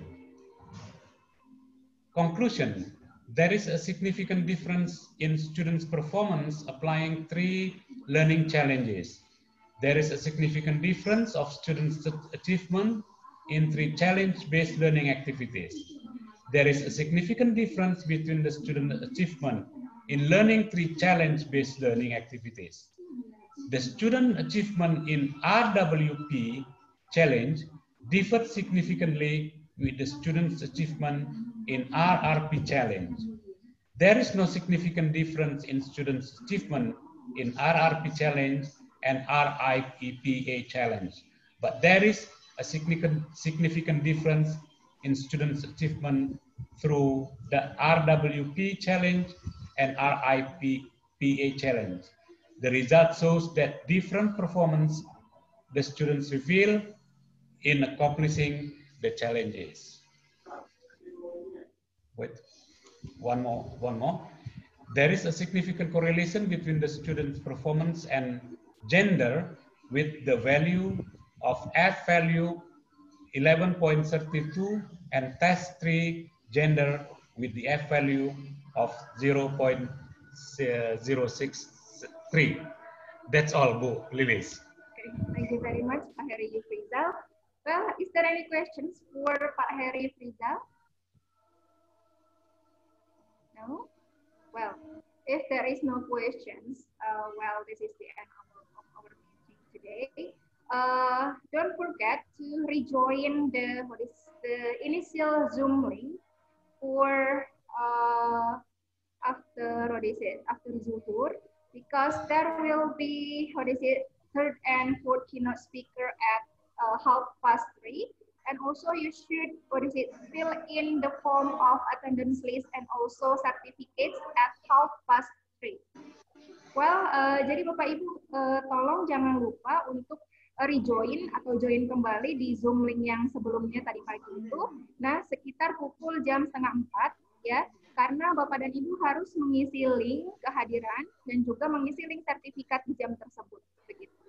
Ya. Atau mungkin Bapak Ibu kalau misalkan ingin menjadi audiens di parallel session jam 1 boleh ikut serta. Oke, any question so far? Bapak Ibu? Ada pertanyaan lainnya? Cukup, No? Bu Lilis. Cukup ya Bapak ya? Oke, terima kasih. Well, thank you very much for your attention. Hopefully this seminar will be beneficial. When will the next meeting again? Pardon? When will be the next meeting? The next meeting at 1, but for parallel sessions. Jadi masih ada parallel session untuk jam 1. Bapak Ibu boleh join jadi audience. Sedangkan wajib hadir lagi pukul 3:30 untuk mengikuti keynote speaker 3 dan 4. Begitu. Dan juga nanti mengisi absensi di jam 3:30 dan juga mengisi link sertifikat, Bapak. Link sertifikat itu maksudnya gimana? Nanti di Zoom itu, di Zoom chat, panitia akan mengirimkan link sertifikat dengan link attendance, dengan link daftar hadir atau kehadiran. Nanti Bapak harus mengisi link kehadiran tersebut dan link sertifikat tersebut. Begitu Bapak, di pukul 3:30. Jadi ketika ada presentasi dari keynote speaker yang ketiga dan keempat, Bapak, begitu. Jadi Bapak diharapkan hadir kembali pukul 3:30, begitu Pak. Ya, dan jangan lupa link Zoom-nya link Zoom yang pertama di awal ya Bapak Ibu, begitu. Oh gitu ya? Iya, bukan link Zoom yang ini. Gitu. Ya, ada link Zoom yang ini udah terakhir ya? Ini link Zoom untuk parallel session yang jam 1 Bapak. Okay. Ya. Okay. Sedangkan yang 3:30 itu link Zoom yang tadi pagi, yang di awal tadi pagi, yang di sebelum ini. Okay, sebagai parallel session presenter, we finish ya? Iya, selesai. Finish, Mary, finish. Ya. You can have rest. Okay. Yeah. Okay, thank you very much for you all, everybody. Well, I'm sorry for I have mistaken in presenting this. Mbak, tidak ada foto bersama ya, Mbak? Pardon? Tidak ada foto bersama. Foto bersama, oh boleh. Ya boleh. Ya silakan. Mungkin kameranya yang foto. Banyak yang foto ya. Photo sessions here. Kalau saya nggak bisa datang, itu Wait a minute. Ya, sebentar ya Bapak Ibu. Nanti makan dulu. Bisa nggak dialihkan ke yang lain daripada kosong gitu? Ibu Nuriake Fajariati. Oke. Cewek aja ya. Ibu Nuriake. Ibu Nira Gardinia. Would you like to turn on your camera, please? Well, 1, 2, 3. Belum ya? Ya gayanya mau seperti ini? Oke, 1, 2. Bisa di record kan? Oke. Wait a minute, Bu. Bentar, 1 kali lagi, Bapak. Ya, 1 kali lagi. Mohon maaf. Iya. Siang. 1, 2, 3. Okay, thank you all. Thank you very much. Thank you, Miss. Okay, hopefully this conference will be beneficial for you. Okay, Assalamualaikum warahmatullahi wabarakatuh. Waalaikumsalam. Ya, Pak? Waalaikumsalam. Saya tadi masuk enggak? Belum, Pak. Belum ada chat. Bukan yang di foto tadi. Ada apa itu? Masuk, ada. Pak. Masuk. Ada. Semua. Takut nggak masuk kan? Bu Lilis ini kan ke WA ya? Iya, Bapak. Sebentar. Iya. WA grup. Sukses Bu Lilis. Terima kasih Mbak Lilis. Iya. Sama-sama. You can leave the room.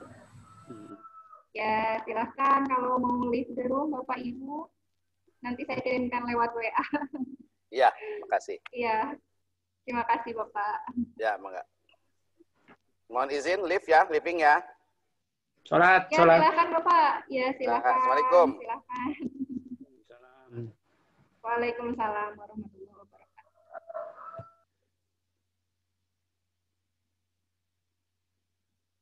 Ibu Fitri Yuni Haryani.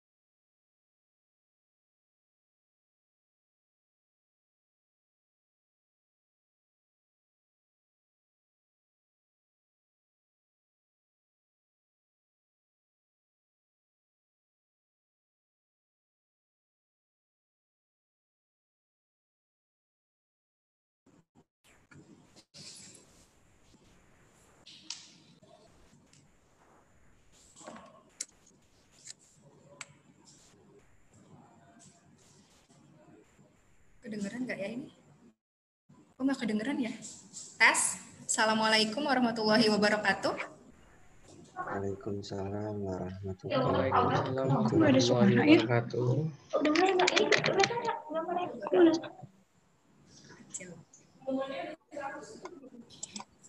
Wait a minute. Sudah 100. Okay. Well, assalamualaikum warahmatullahi wabarakatuh.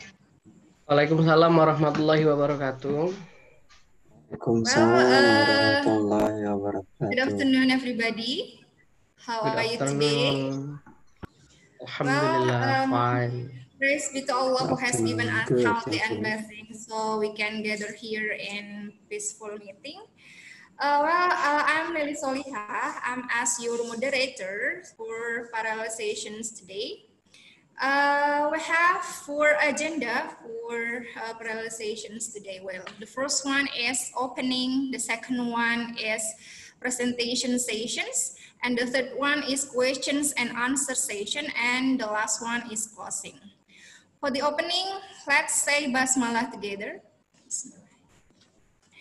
Well, the second session is the presentation stations. Because here there are 4 presenters, so I will start with Ibu Sri Handayani.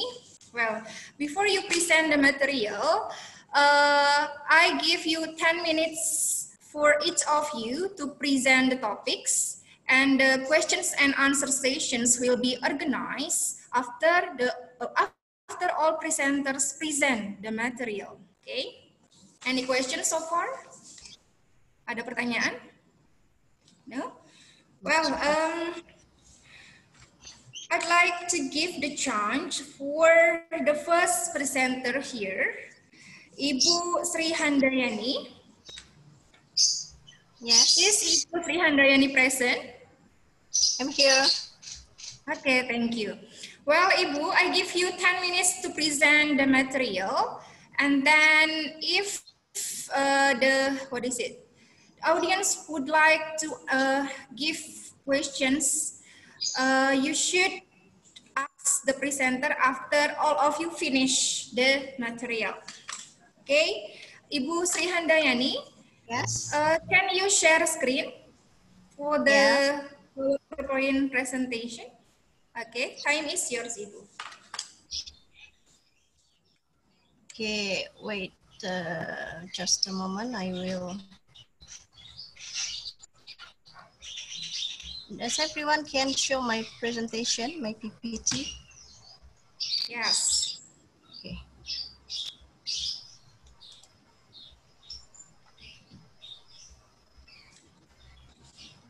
Wait.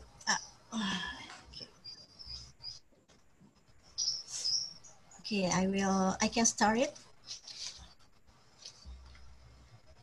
Okay, I will start it.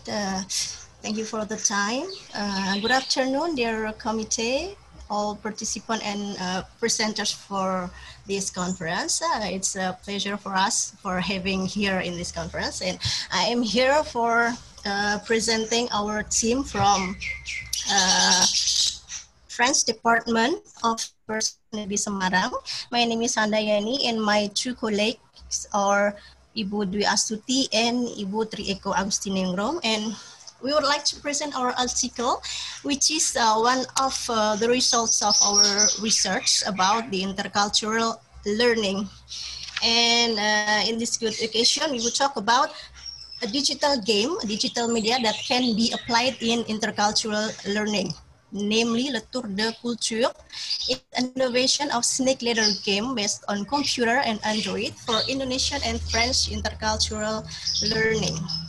Why the game? Why we so interested in game? Because we know that technology information grow rapidly and have good and positive influences for education and including the intercultural learning. And why we choose intercultural learning here? Because our learners, French learners, they beside learning French, they learn they learn also the culture. So they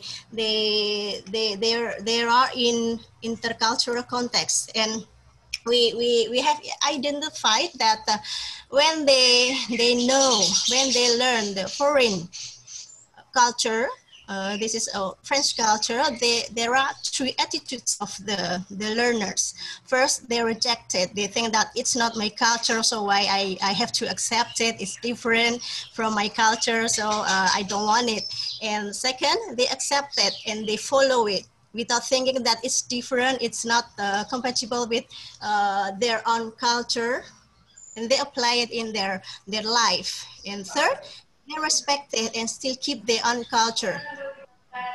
This third situation, we prefer that learners have the third situation.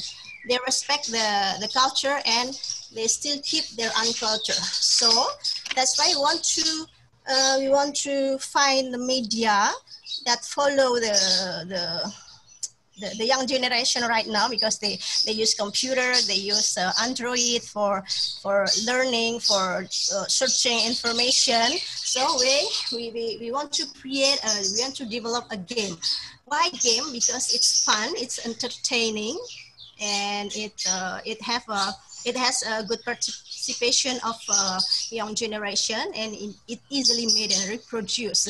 And there are several educational game tools that we have known since we were young, just like snake and ladders, jigsaw and puzzle, and Lotto, etc. That's why we want to create we want to develop a game here. And there are three problematics here from the need analysis, and then we continue with the development of the game, and finally we want to know the results of the game validation. And we are interested in this field because there are several researchers about the game, the digital game, and have done some researchers about the intercultural learning. And this is, you can see the example. This is we can say that this is the roadmap of our research. And in this draft, in this chart, in the chart, we can see the step of the researches.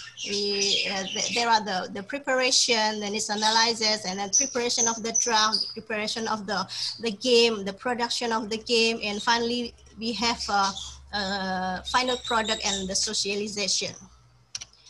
And I will continue with the results. The first result is about the need analysis. We have distributed questionnaire for French lecturer and learners in our university, in our department, about if they agree, if there is a game, a digital game adopted from snake and ladders, and if there know the snake and ladders, yeah. And we also ask them to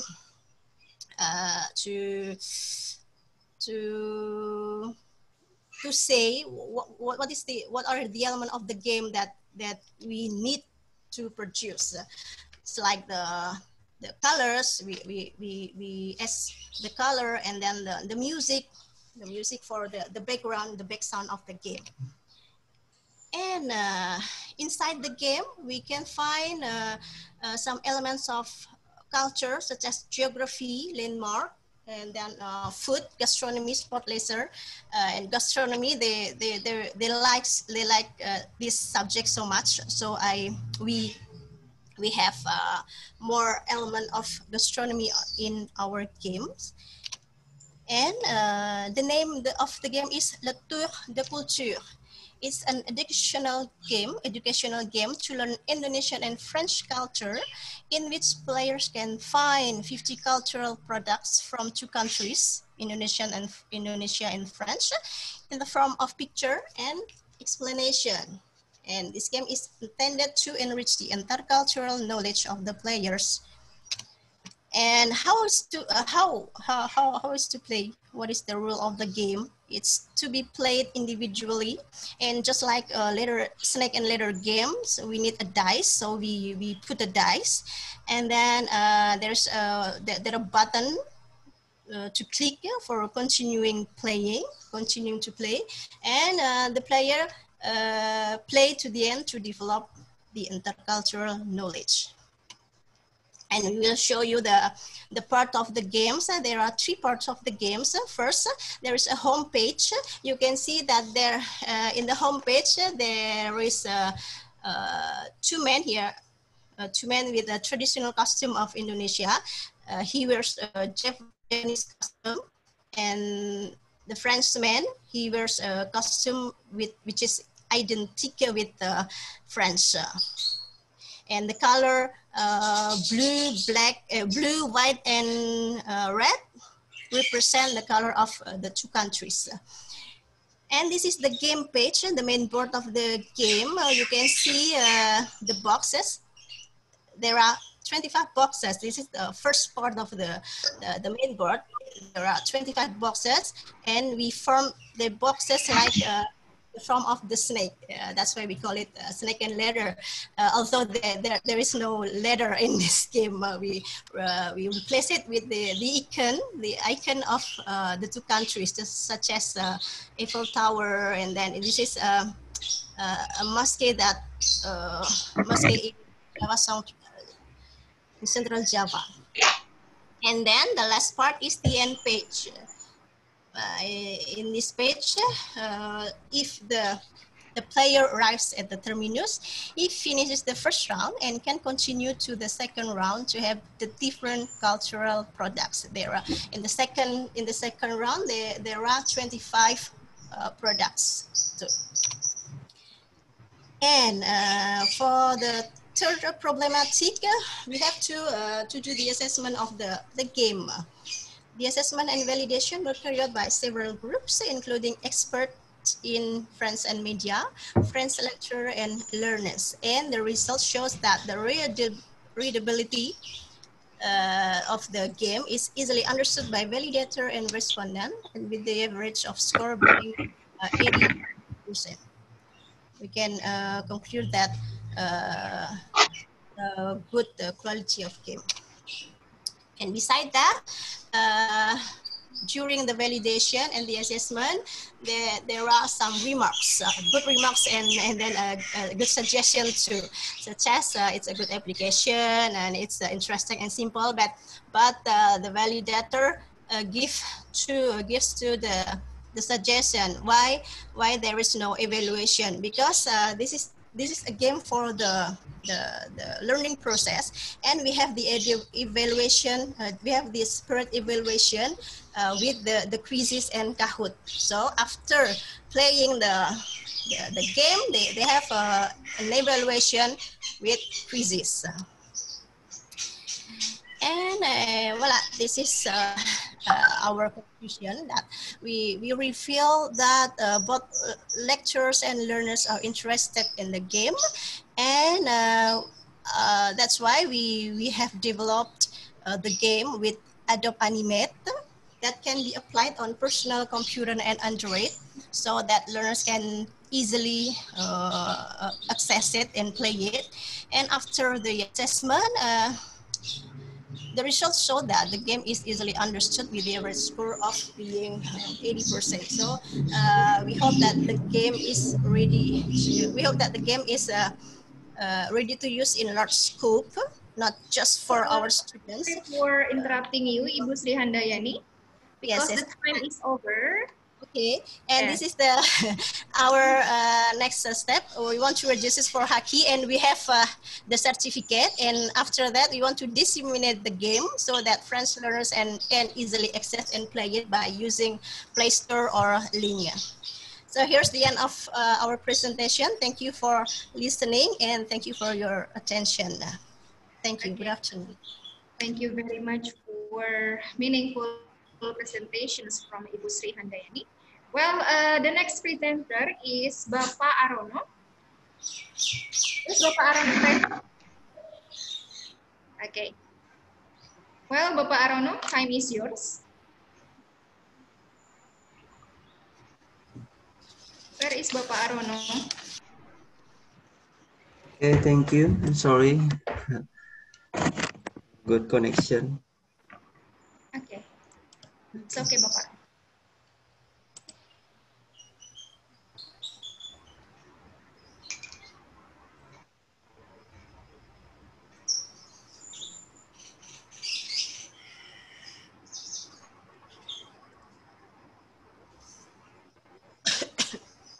Assalamualaikum warahmatullahi wabarakatuh. Waalaikumsalam warahmatullahi wabarakatuh. Okay, thank you to the moderator for the opportunity. We presented the title, Comparative Study of Digital Literacy and Language Learning among Indonesia Language Education and English Language Education Students in the New Normal Era. In the research article, in the 5 team, Arono, Shariman, Nadra, Adesiska, LP, Susanti.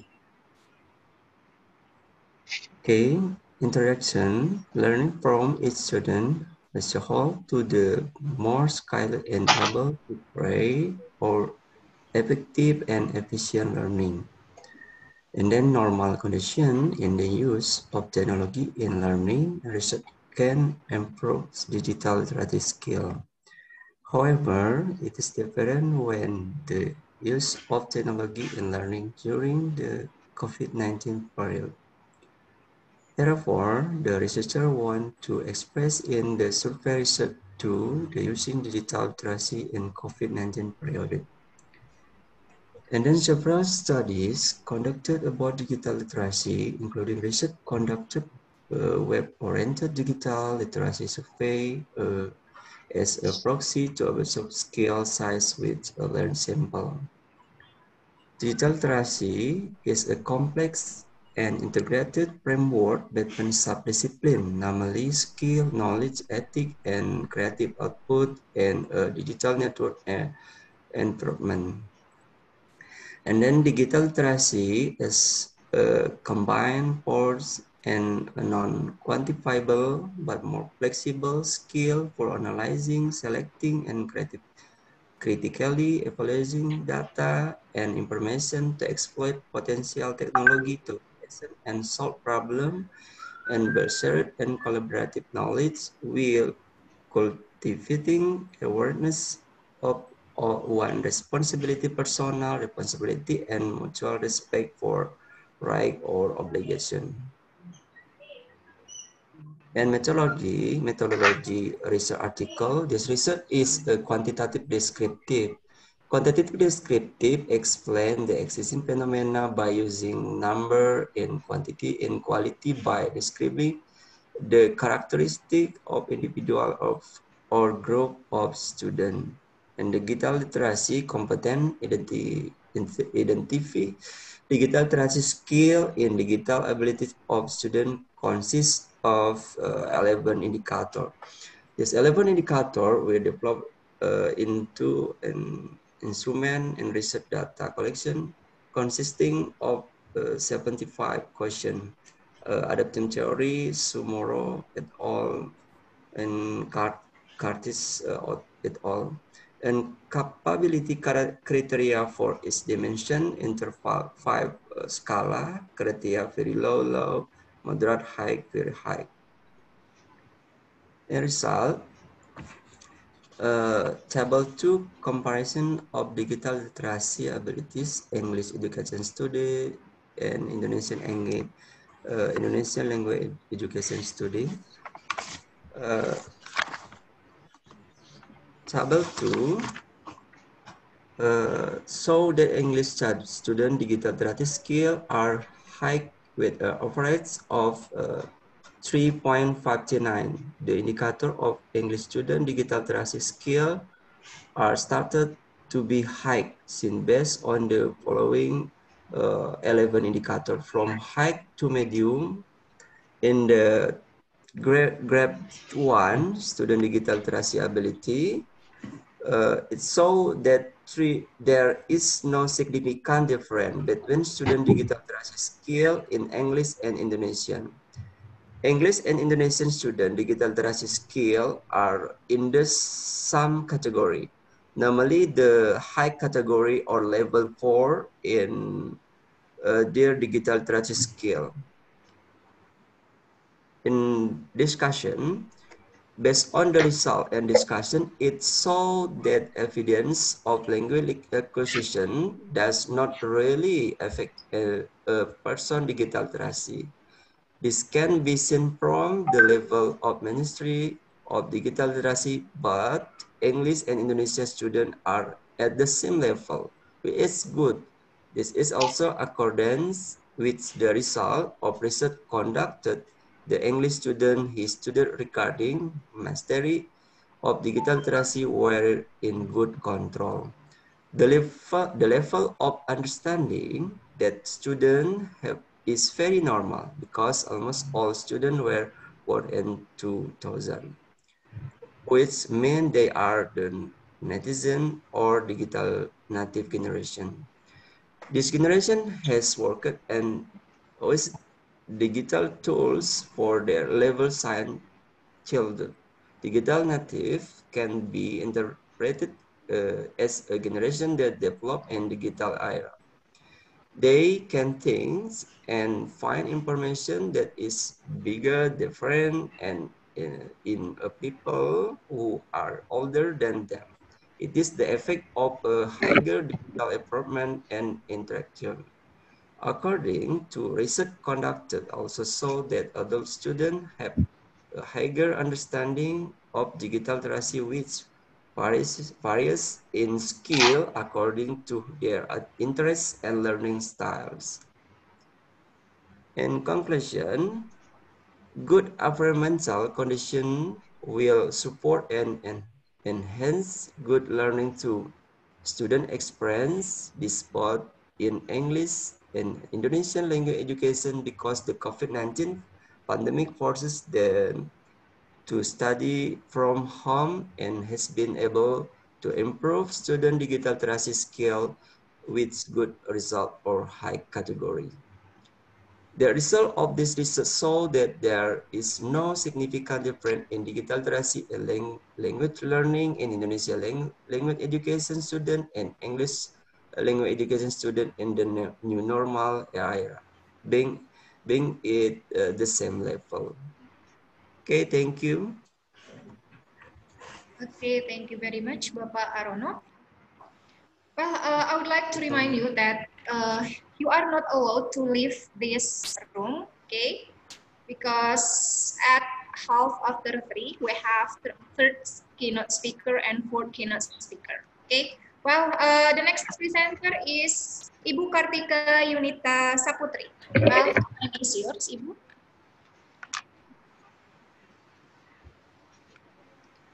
Is Ibu Kartika here? Ibu Kartika? Iya, Mbak. Iya. Yes, I am. Okay. I'm so sorry. The signal not stable. Okay, you have unstable connection, so just present the material without,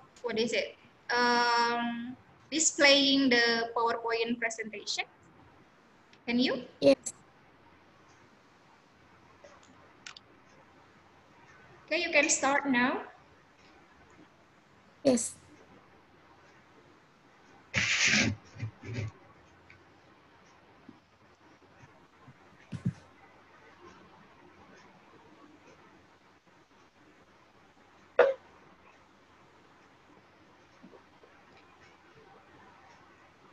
Ibu Kartika? Connection not good, ma'am. Ibu?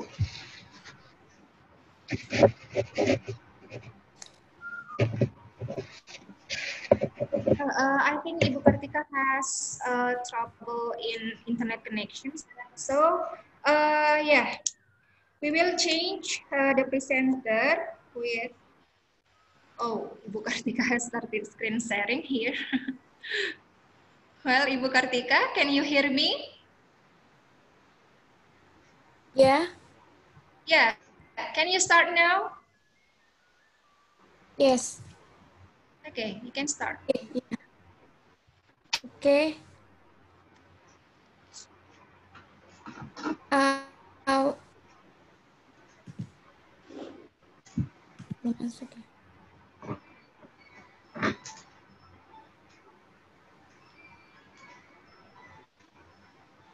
Share screen-nya. Okay. Bu Lilis, share screen-nya udah terlihat belum ya? Ya, sudah. Sudah terlihat. Okay. Now I want to present my article the development of ARCS-based economics ebook for grades 11 of senior high school, present by Smart University. Next, introduction. The rapidly developing science and technology shape all aspects of life, including education. Learning media such as option form the development of technology in learning activity. Is one of supporting components to achieve the learning goal. Digital technology develops rapidly as in mobile phone or smartphone case. Using smartphone as a learning media can reduce the negative effects of using smartphone on students. An ebook has several benefits, including it's easy to use anytime and anywhere, and then the digital ebook left is durable and difficult to read, and the three is possible to preserve a large number of book references, and four, it can increase reader satisfaction. Now, the economy teacher interview suggested that they will utilize printed books from libraries that students borrow to study economics lesson. The process of developing a book as learning media can be integrated with learning model such as attention, relevance, confidence, and satisfaction, or ASCS learning model. Research method, development and research book and book is adapted in the current study of Sugiono purpose 10 stages. Number one, research and information collection, planning, development, primarily a book from product, primary trial, first revision, main trial, second revision, operation trial, third revision, and dissemination of research. Research and discussion. For media expert validation, two aspects. One, display score 91 of 91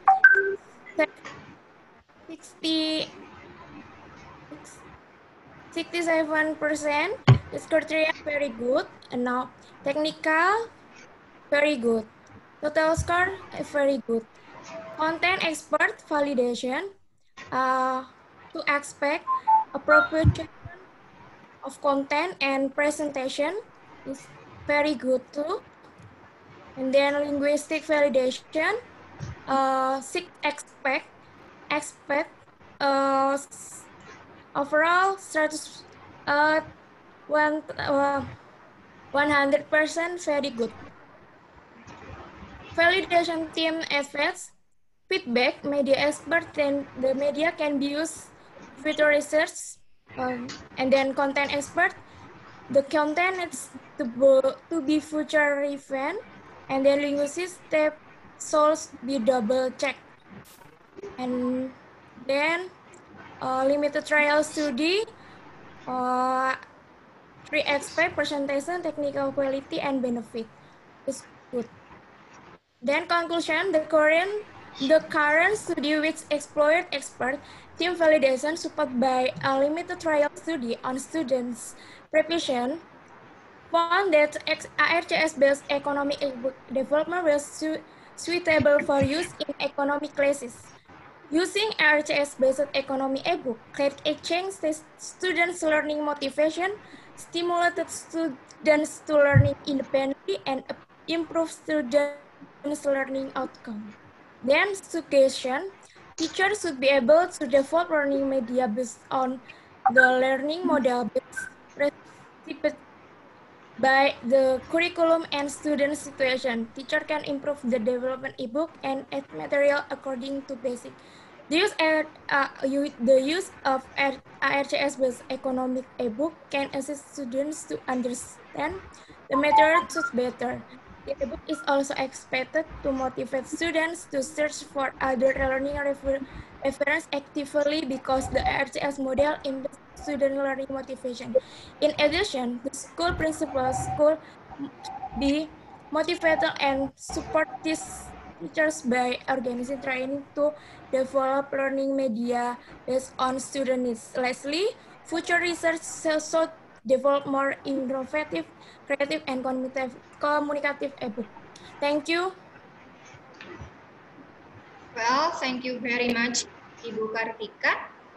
I just want to ask you about some presenters who hasn't been in the list here. There are Ibu Dwi Astuti, Ibu Fajar Kurniasi, Tri Eko, Waode Siti Wardani, and Pak Syahmani. Are you presenter for this room? Yes. I'm sorry, I want to answer it because we were 3 from UNES in our article. So I think that we have to stay in this room together. Okay. Yeah, no problem. Although it's just me, who present the article. Yes. Okay, well, thank you very much, Ibu. Well, because in room 1 there are only 5 presenters, so I think all of you here should be in the first room. But yes, you are in here, so please stay here. Thank you. Well, yeah, the next presenter will be Bapak Salman Al-Farisi. Okay, Bapak Salman Al-Farisi. Can you start? Or if Partika Yunita, please stop screen. Yeah.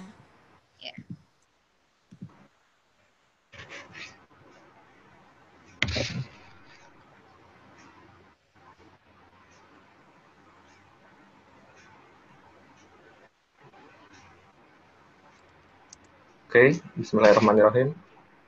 Assalamualaikum warahmatullahi wabarakatuh. Waalaikumsalam warahmatullahi wabarakatuh.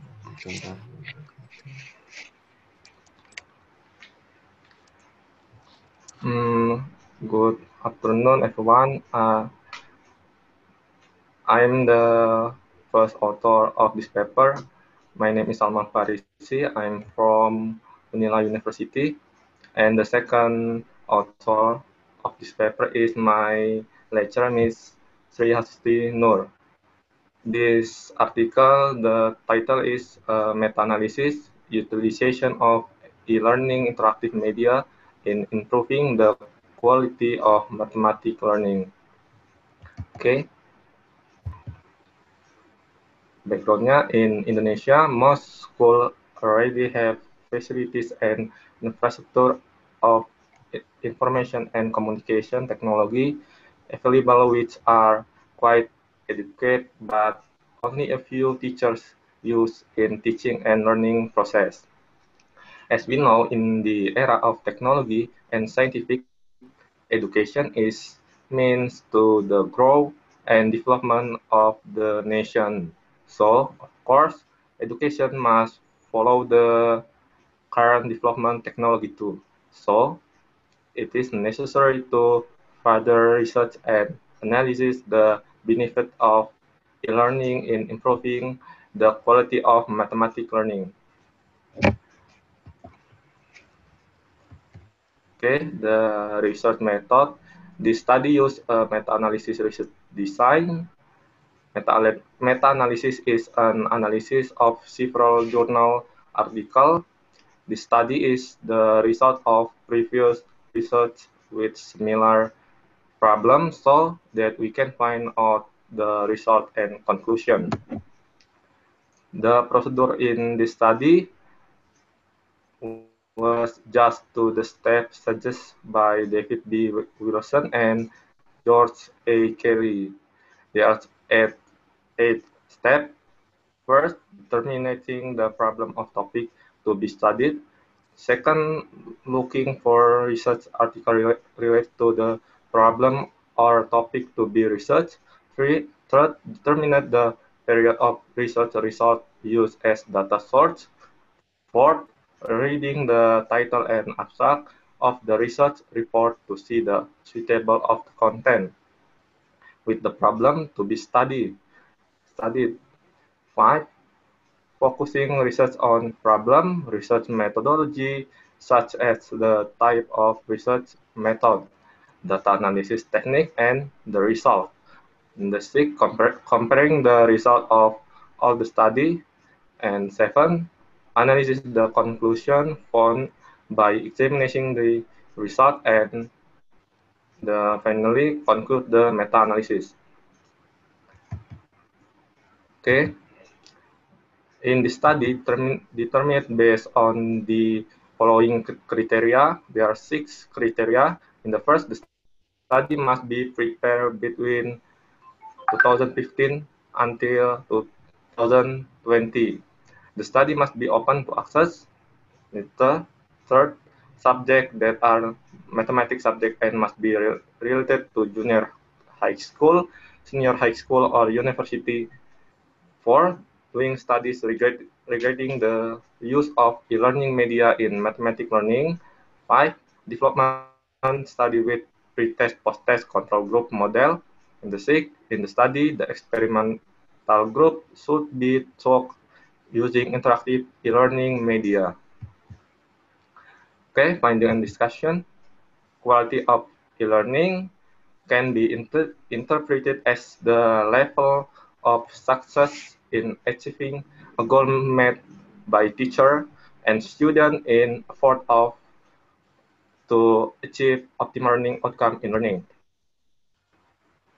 The quality of learning in the global UVA monitoring report has several core components. There are 4 components. In the first, what student must learn. In the second, where learning takes place. In the third, how learning takes place. And the fourth, what is learned.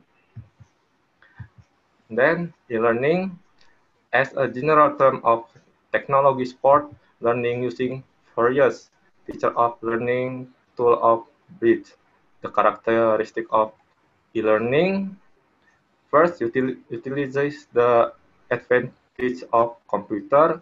Second, utilize electronic technology service. The third, where educator and student can communicate with relative ease. Fourth, utilizes the learning administration of education can be seen at any time on the computer. And the 5 is an independent teaching material. Several research studies on the use of e-learning media. The first, Umbara 2019, the result is the intervention of computer-assisted instruction. So multimedia development has very good influence of learning. And then Yogi 2018, that learning media helps students to learn mathematics interactively and attractively, and assist to be able to convey mathematics material easily, so that it supports student understanding. And then Octavia Ningtyas 2018, interactive e-learning media has a good effect and self-efficiency and feasible to use. And Erdogan 2015, the benefit of learning are higher when instruction is provided by computer-aided project-based instruction than by traditional methods. And next, Nassau Law 2018, student worksheet-based e-learning has great benefit of students to learn and share knowledge so that it can increase the motivation for positive attitude towards learning. 2015, the result is the use of digital-based learning material can improve attitude towards mathematics learning. Handikawati 2019, the result is according to various sources also CAA is variants can have a positive impact on learning, especially regarding learning outcomes achieved by students. And then my research in 2018, the e-learning media of e-module development have attractive media to be used, and by using them, students become more auto, auto, enthusiastic in learning mathematics. And why the quality of mathematics learning can be improved through the use of e-learning.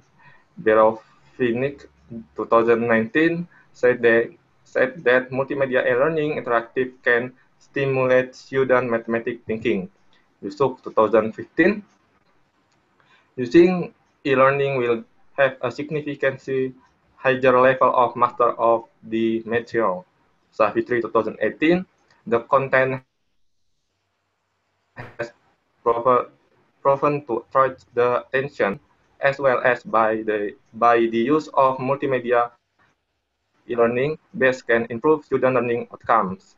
And the last 2015, e-learning media content has an effect of student interest in learning and focusing their attention because the concept of material being studied is supported interactively.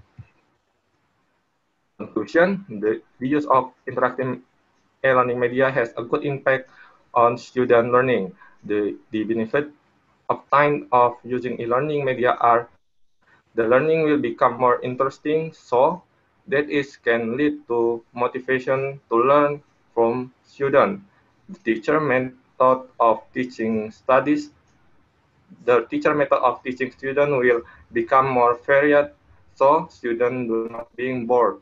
Students become more involved in learning activities so that the learning media can help students absorb subject matter more deeply and increase the completeness of student learning outcome in understanding the material being taught. Thus, the quality of mathematics learning can be improved by using e-learning media. Okay, that's it. Thank you very much. Okay, thank you Bapak Salman Al-Farisi. Well, the next presenter is Ibu Nabila Hasri Ainun. Time is yours.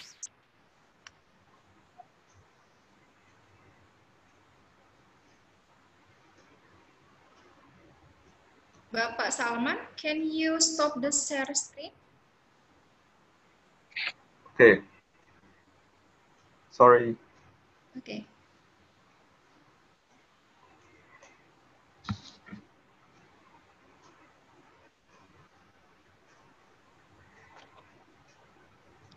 Okay, Bu Nabila, time is yours.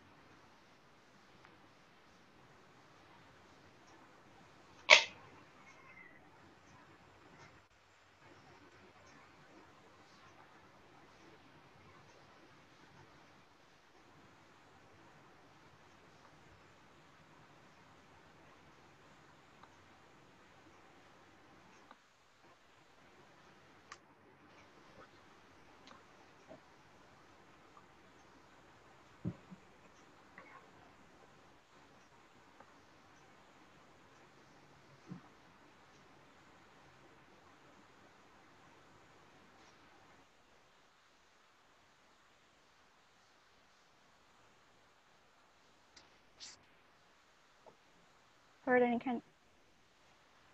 is my share slide can be seen?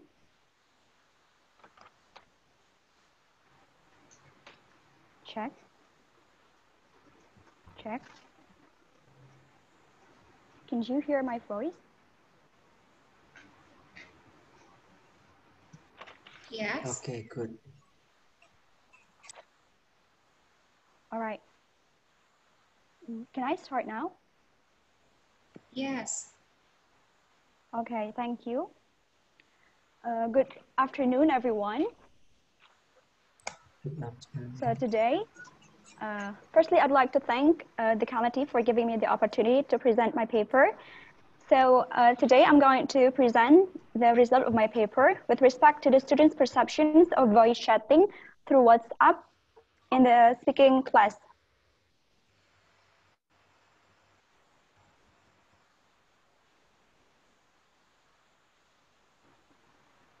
All right, so these presentations will cover the introductions, methodology, results and discussions, and also conclusions.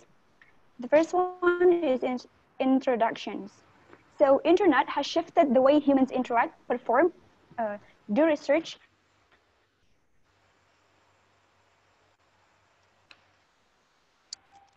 teach, and also learn. It means in our today's world as well as in the teaching learning process. Technology itself may not be able to replace the conventional teaching learning approaches. However, the access to internet is inevitably can play big and great role in preserving great support for today's education. Therefore, online learning activities have recently been online learning activities refers to the utilizations of internet in order to with the other learners or language teacher to get support during the learning process, to communicate with other learners, and to grow from the learning experience. And one of the various online learning activities which can be implemented in speaking class, a language class, especially speaking class, is voice chatting activity. Voice chatting activity itself refers to the activity of communicating in real time by voicing message through mobile devices. So basically, this activity can be accessed through various mobile applications. Through online chatting, through voice chatting, learners of a language can communicate efficiently with other learners or speakers of the target language, even when they are in the different locations. But in this research, the mobile application that we used was WhatsApp. WhatsApp refers to the applications which enables users to exchange instant messaging through written chat, voice chat, or video call. According to Sukrila, in 2017, WhatsApp is the most widely used mobile application in Indonesia. So this is one of the considerations of why we use WhatsApp applications. And our research concerned with the perceptions of the students toward the implementations of voice chatting. Perception refers to the process through which humans acquire and interpret sensory information. It is said that perception is essential for effective teaching and learning, since it influences students' learning motivation, expectations about the learning, and also they can consider their learning strategies that they favor. And according to Robinson in 2004, perception covers aspects of 5. First one is confidence, difficulties, stress, interest, and also motivation. So we're going to the methodology, the purpose of the research, as the purpose is to investigate the students' perceptions on the implementation of voice chatting through WhatsApp due to the importance of and the essential role of perception to make effective teaching and learning. And then the next is sampling technique. The sample of this research was 30 students in grade 11 of senior high school in Lampung province, which were chosen randomly. So this research adapts random sampling technique. And the implementations of the voice chatting activity was conducted in fully online setting during COVID-19 pandemic in the end of May until June 2020. The data were collected through closed-ended questionnaire consisting of 5 statements, which covers aspects of students' confidence, difficulties, stress, interest, and also motivation proposed by Robinson in 2004 with Likert scale 1 to 5. However, even though it was a close-ended questionnaire, the students were directed to state the reason. Pardon? Okay. Even though it is a close-ended questionnaire, students were directed to give their reason of their answer in order to ensure whether they know they understand the question and they understand their answer as well.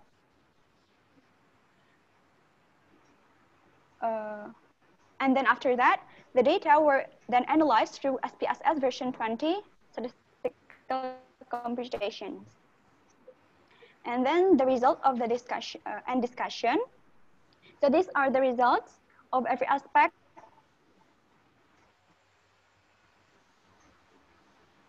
of perceptions and motivation. But I think we're not going to discuss every aspect due to the limited time. So I will go directly to the overall results. So the result of the students' perceptions of voice chatting showed that majority of students in the percentage of 66.7 had positive perceptions on the implementations of voice chatting through WhatsApp in the speaking class, while 13.3% of students gave negative perceptions, and while the 20% among the students were neutral. And what's also interesting about the result is that aspect of interest is the aspect that got the most positive responses among the others. This is one of the example of the students' reason on why they choose this. One of the students said, "It is less stressful than practicing in the offline class. I can speak English with no burden or worries of making mistakes. Maybe because I see this activity as not a formal one. So I'm not too afraid if I'll get bad score when I make mistakes and in speaking." And this is also in line with the study conducted by Tahir in 2015, which said that voice chatting activity provides students with an interesting and fun social learning, which created pleasures to the students. And also another aspect that gets the most positive response and get no negative response is aspect of stress, in which one of the students gave the reasons. I agree, it's because I can learn and practice speaking English in different way from what I have experienced in the class. During this online learning, I can speak and express my opinion more freely because it was like communicating with my friends in social media. This is also supported by Chahi in 2016, which stated that multimedia teaching can reduce students' anxiety and stress level. It enables students to enjoy collaborative tasks and interactions during the learning. So we go on with the conclusion. It is concluded that majority of students had positive perceptions on the implementations of online voice chatting through WhatsApp, especially in aspect of stress and also interest. The implementations of voice chatting can help to minimize students' level of stress and anxiety, as they didn't have to face their speaking partner directly. It also provides different learning atmosphere, which makes students more interested in practicing speaking. And for the recommendations, the first one is maybe the researcher can remove the neutral option on the Likert scale in order to make it clearer of which side of the statement students are. Because there are some students who choose neutral. So I think it would be better if the options were only 4 from very disagree until agree with no neutral options. And then the next is maybe further researcher can explore the process of students' performance when speaking through voice chatting. For example, like investigating the negotiation of meaning, since it's also a quite interesting aspect to explore. Maybe that's all for the presentation. Thank you very much for the time and attention. Assalamualaikum warahmatullahi wabarakatuh. Waalaikumsalam warahmatullahi wabarakatuh. Thank you very much, Nabila, for informative presentations. Well, next presenter is Ibu Suci Ruliani. Time is yours, Ibu Suci. Nabila, please stop the screen. Okay. I'm sorry. Okay, thank you, Bu Lilis. But first, I would like to apologize if there is something like the crowded things here from my own room, because there is someone that doing koplo di atas. So yeah, they doing dangdutan. Tolong ya, Dek. Kalau misalnya ada apa-apa, kok ada apa-apa. Kamu lagi tugas ya? Nugas nggak? Iya, tapi udah kok udah. Ini kayaknya sih dia I'm sorry, can you see about my slides? Bahasa Inggris kan kayaknya bahasa Indonesia dia salah kayak ini. Kok nggak keluar? Hello, I'm sorry, but can you see about my slides? Takutnya ada yang takutnya dipanggil soalnya kan nggak boleh keluar dari room. Takutnya kayak Nabila kayak gitu. Yes. Okay. Okay, we'll start. Okay, Assalamualaikum warahmatullahi wabarakatuh. Alhamdulillahirrahmanirrahim. Assalatu wassalamu ala asrofil anbiya wal mursalin wa ala alihi wa sahbihi ajma'in amma ba'du. Okay, today I'm Suci Ruliani. I would like to present about my research that talk about the teacher's perception of mobile game-based assessment in ELT context. So, talking about the teacher's perception of mobile game-based assessment in ELT context, all of the context in my research are so really essential for us to be conducted in this research, because it talks about how important about the teacher perception and also about the mobile game-based assessment itself and implementing in the ELT context.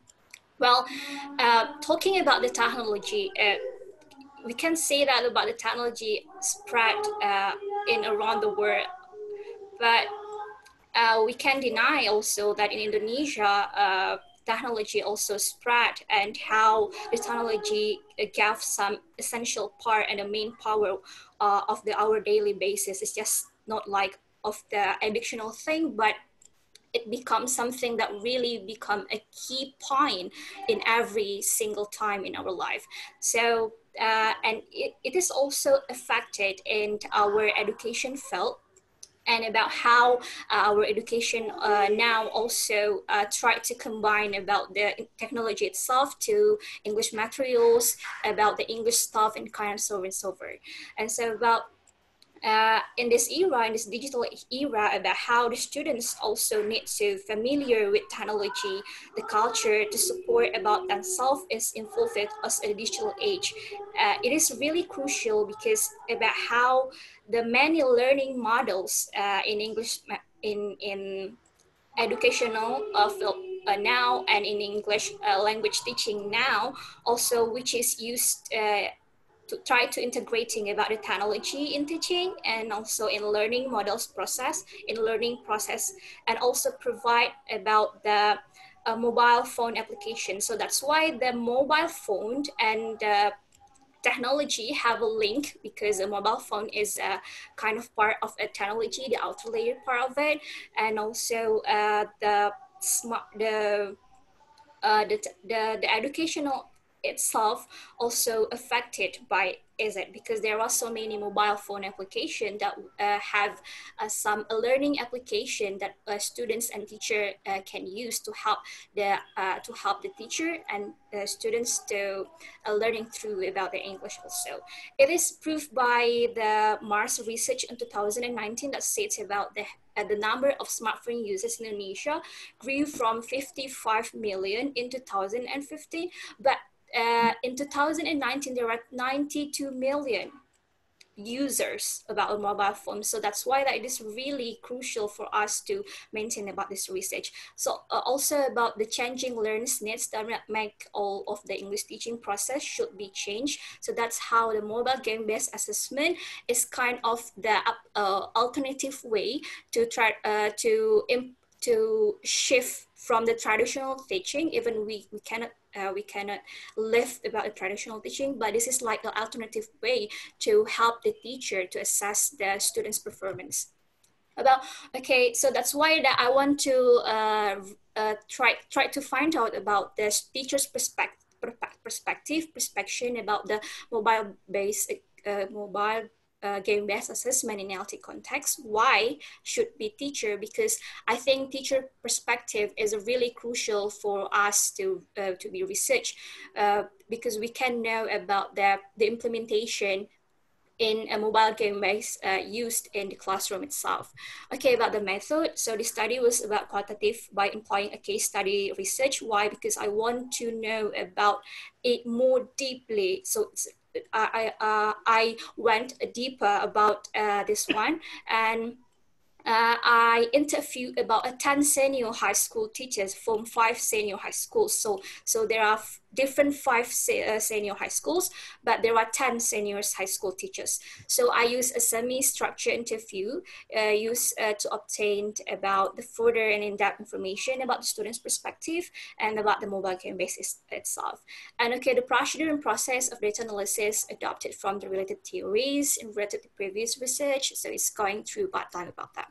Okay, so about the result itself, about actually there are, I tried to group 4 of modes of the interviews. So there are about the personal experience of gaming. Before I want to go jump it out about their perception about mobile game-based assessment, it is really crucial for me as a researcher to know about the personal experience about gaming itself, because it is related about the game. So the personal experience about gaming and teacher assessment, about the teacher assessment method or their philosophicality about their teaching and assessment, and also about the advantages of mobile game-based assessment and the barriers of the implementing mobile game-based assessment. So as I can conclude that about the personal experience of gaming, some of them, there are some teachers that saying that playing games from an early age. So they just play some games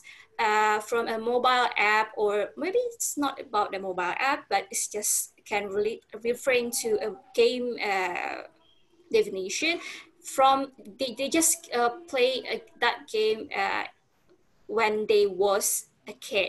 So they do not want to play game anymore, and it can be seen and that they just feel like this is so really unfamiliar with that game application itself. Okay, there are some of teachers also that had a little experience with gaming and they like playing games, but they didn't always play it continuously. And some of them, 2 of them, that games were only for the children, and they acknowledged they were not interested in games, especially game applications. So those teachers say that firmly, that they say that game application is only for the children.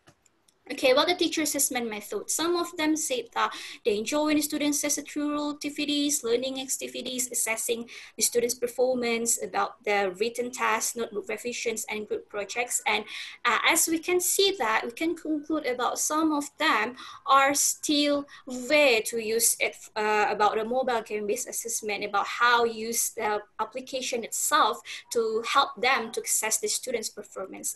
And also found that there is a lack of variety of teaching learning assessment method.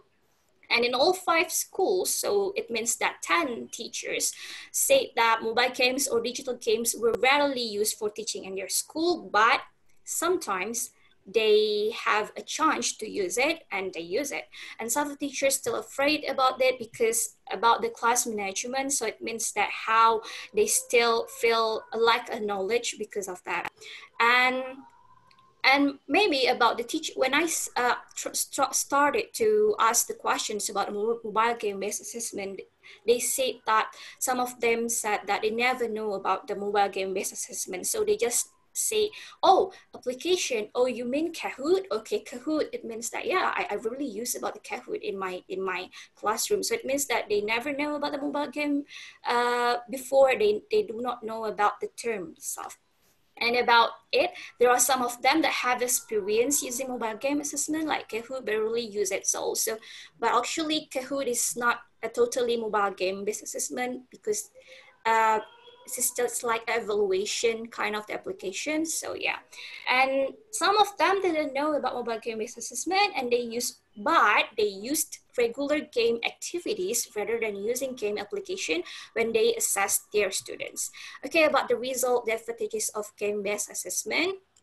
They mentioned and they try to explain to me about some advantages that they feel that, okay, this is okay. So they felt that it can increase students' attention, was fun, essential to help the teachers to gain students' curiosity, and the students would learn without realizing it. So it means that because they just playing game, and the students didn't realize that actually they existed. Susi Ruliani. Yes. I'm sorry for interrupting you because the time is over. Okay, thank you. So I want to comment about the conclusion. So the conclusion said that all of them say that the mobile game-based assessment is a good, but also they do not have a clear framework about it, how mobile game-based assessment was so important, essential to help them, and because they are not too familiar with that and only learn from their teachers' friends. Thank you. Assalamualaikum warahmatullahi wabarakatuh. Waalaikumsalam warahmatullahi wabarakatuh. Well, next presenter is Andre Maulana. Time is yours. Please stop the share screen, Ibu Suci. Okay, wait. I'm sorry. I do not know this one.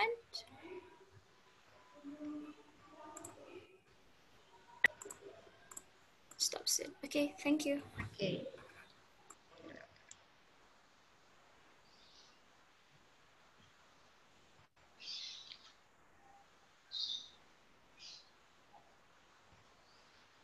Pak Andre Maulana, are you present? Okay. Okay, thank you, moderator.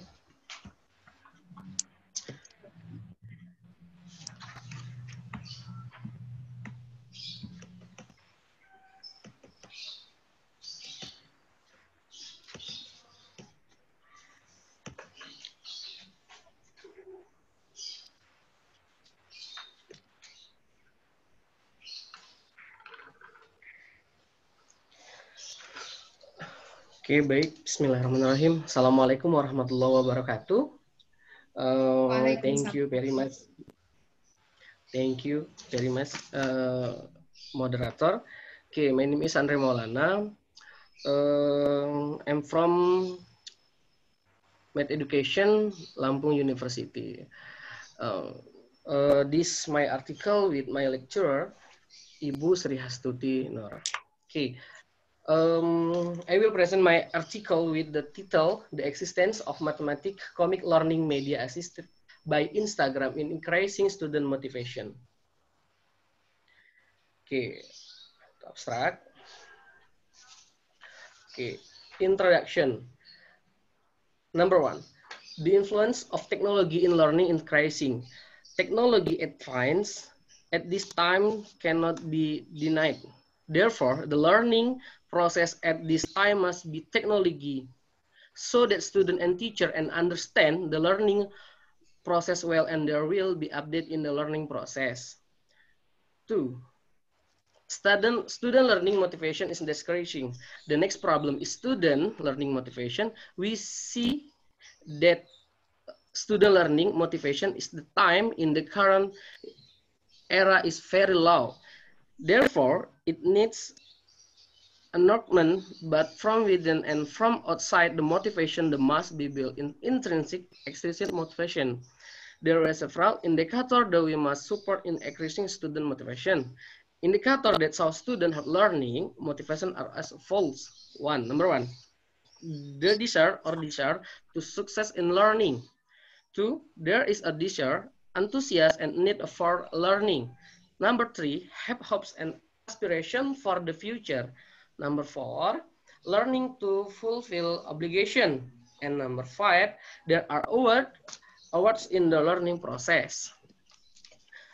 Number 3, the use of instructional media by teacher is not very good. So how is the existence of learning media used by the teacher? Learning media is active for the support the success of the learning process at school because it can help me process of delivering information from teacher to student or vice. In this connection, it is necessary to have a learning media until technology. One of the is development of learning media that can be used in Instagram mathematic comic. Comic arrangement of image and word that aim to provide information to be conveyed to the reader. Okay. Research model. This research use a meta-analysis method by review several article and Scopus Index, an international journal that discuss the media of mathematical comic learning, Instagram use, and student motivation ability. And this article provides several recommendations for teacher, research learning designer, and related participation implementation of this learning media. Next, several research, one of them, Witanta Vivian Alfiana by Duri and Siti Igana 2019, development of comics mathematics learning media in comparative material of class 7 junior high school. And then state the average percent of student respond was 92%. With a very positive a category from 22 respondent for student of class 7 MTS Tahun Ulum Sintari. He said on the study, in men that use of mathematical comic media is very popular with students. It can be said that the extension of comic in Indonesia is very helpful in the process of learning mathematics. Findings and discussion. Learning media, mathematical comics and learning media, Instagram, student motivation to study, and Instagram comic assistant learning media in increasing student motivation. Therefore, the other discuss again the need for a development of learning media that until technology. One of them is the development of learning media that can be used a mathematical comic with Instagram. Comics and arrangement of image and word them to provide information to be connected to reader. A comic always make of the drawing spread with the layout. This is the story which is expressed from a mathematics comic are comic that contain mathematics subject matter, present, description, and narrative, with the aim to student or more motivation to learn mathematics and optimize the working of the brain to remember mathematics subject matter in mathematics comic, especially in form of media, French media design and story. Mathematics comics will be as a big social media. Instagram is a solution to using social media for learning media with the help of Instagram so that it can help students to learn as well as play on smartphone. Next, study by Aditya Eko Prasetyono, Tantowi Samsya, and Justina Sri Eka Wandari, the influence of comic media use on the improvement of history learning outcome. Dari Journal of Education and History Research. Sini, has a significant effect on the application of comic media by 0.61 and can improve student cognitive learning outcome. Furthermore, comic media development found that this study was able to improve learning, motivation, and character of students in Ani Widiawati and Anti-Colonial Projo Santoso. Next, comic media research and insight learning, motivation, and reading comprehension skill of student. Beside of the other brief observation that and the above research, the existence of mathematics comic must be developed and applied by school in order to help the student learning process more meaningful. Therefore, the development of mathematics comic learning media by both teacher and research can our student learning motivation in mathematics. The teacher must also be good at causing future that add to enthusiasm of studying learning, because enthusiasm is fundamental that is from with student when motivation from it been with. Then motivation will the outside that we provide is accept to be elegant and extreme meaningful mathematics learning. And then conclusion. Conclusion.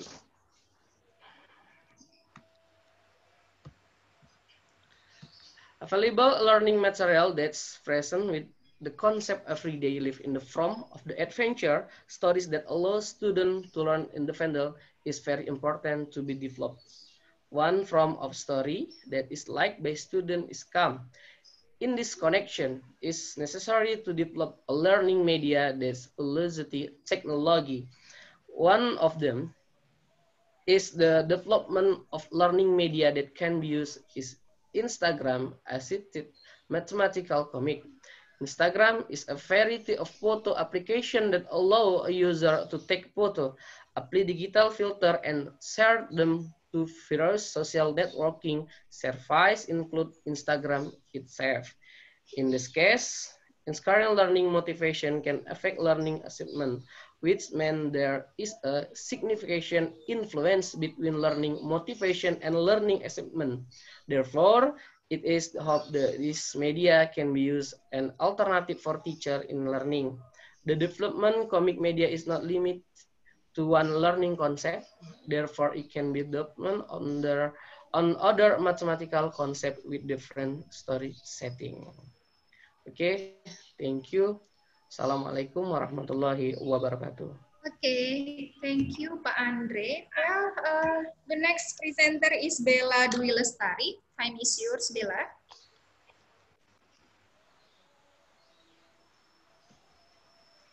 Okay.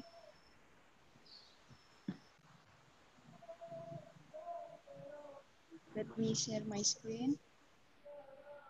Yeah.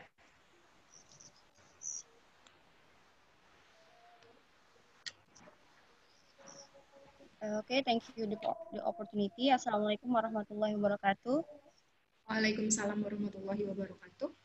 Good afternoon to all participants of this session. Let me introduce myself. My name is Bella Dwi Lestari.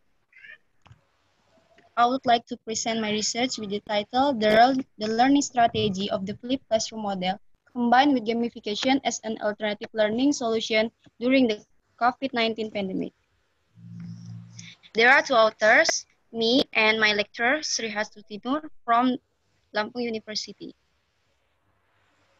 Table of contents consists of introduction, method, finding and discussion, and also conclusion. Okay. The background problem of this research is COVID-19 has changed the learning process. The rapid development of information technology in the current era of globalization cannot be avoided its effect on education. Teachers must improve the learning strategy and strive for innovation in the process of learning mathematics. A learning strategy is needed that can motivate students during a pandemic COVID-19. Therefore, researchers and practitioners have explored alternative strategies and teaching methods to involve and motivate students in the learning process. Some of them are flipped classroom and gamification. The purpose of this research is to analyze the flipped classroom learning strategy when combined with gamification as a learning solution during the COVID-19 pandemic, and to provide recommendations for teachers, learning designers, and practitioners regarding the implementation of the two learning strategies. Next method. This study uses a qualitative content analysis method. Participants in this study consisted of 20 literature that discuss about the flipped classroom and gamification. The literature used in an article source from various databases like Scopus, Springer, ScienceDirect. Next, result and discussion. Okay, the first discussion about the flipped classroom. The flipped classroom is a reverse learning model in the 21st century. In learning with the flipped classroom, to maximize time in the classroom, students are given a video, which is an instructional video created by the teacher. The video is given to the students before learning begins. Okay, this is the example of instructional videos used in learning's flipped classroom. The next discuss about gamification. Gamification is the concept of applying the principles and mechanisms of the game in non-game activities into learning. Gamification is a learning approach using elements in games or video games to motivate students in the learning process and maximize the enjoyment and engagement of the learning process. Besides, this media can be used to capture things that interest students and inspire them to continue to learn. 6 factors of classroom gamification: learning space, process and routines, learning goals, play, roles, badge, and rewards. Okay, this is the example of gamification, Kahoot and Socrative. And then how to apply a flipped classroom and gamification in online learning. First, students learning to make questions by themselves. Students watch the learning video by themselves at home and take notes or questions that they are not yet understood. Learning that is usually done in the classroom is transferred to the virtual classroom. The students enter the class via the web and discuss it. It is the second. Learning via web begins with students filling out the attendance list first through Google Classroom. Then the students, with the help of the teacher, discussing on the web. Third, apply students' abilities in video projects. Students are asked to make a learning video by their version. Videos are made with the aim so that students are more creative in the use of technology and help them to remember the material. Fourth, measuring the ability of students with design gamification. Measuring students' understanding done online can be done by utilizing a gamification-based application, including being able to use the quiz application, Kahoot, and other applications. The use of gamification keeps students motivated to follow the learning consistently.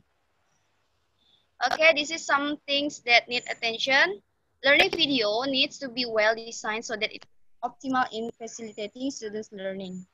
It is necessary to practice exercise that aims to provide opportunities for students to apply their knowledge. The use of social media such needs to be utilized to minimize meeting between students and teachers. Activity of review material that has been learned by students during independent learning outside the classroom need to be done at the beginning of learning activities in the classroom. The problem-solving process is more emphasized during the learning process. The teacher needs to provide continuous, timely feedback to students about developing their learning. Okay, the next conclusion. Based on the discussion in this article, the elements of game design in gamification can be used in learning to complement the flipped classroom approach so that students have the motivation to learn to participate fully in learning and can be used as learning strategies during the COVID-19 pandemic. Thus, students will get optimal results from what student-centered learning can offer, namely personalization, high-level thinking, self-direction, and collaboration. With designs being considered from a variety of theoretical perspectives, the combination of flipped classroom and gamification has the potential to develop students' abilities and skills. Furthermore, the combination of flipped classroom and gamification can increase the intensity of students to interact with technology.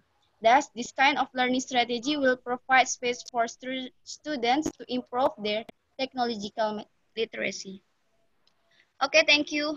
Hopefully, this research can serve as a useful information to us to use this learning strategy on mathematics learning during the COVID-19 pandemic so that the teaching learning process still can be implemented, even though students are not going to school.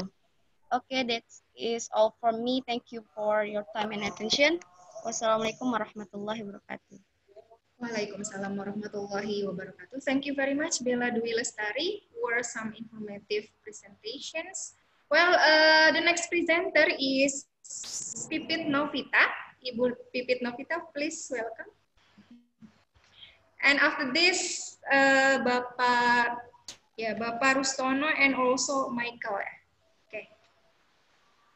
Can you hear me well? Well. Good.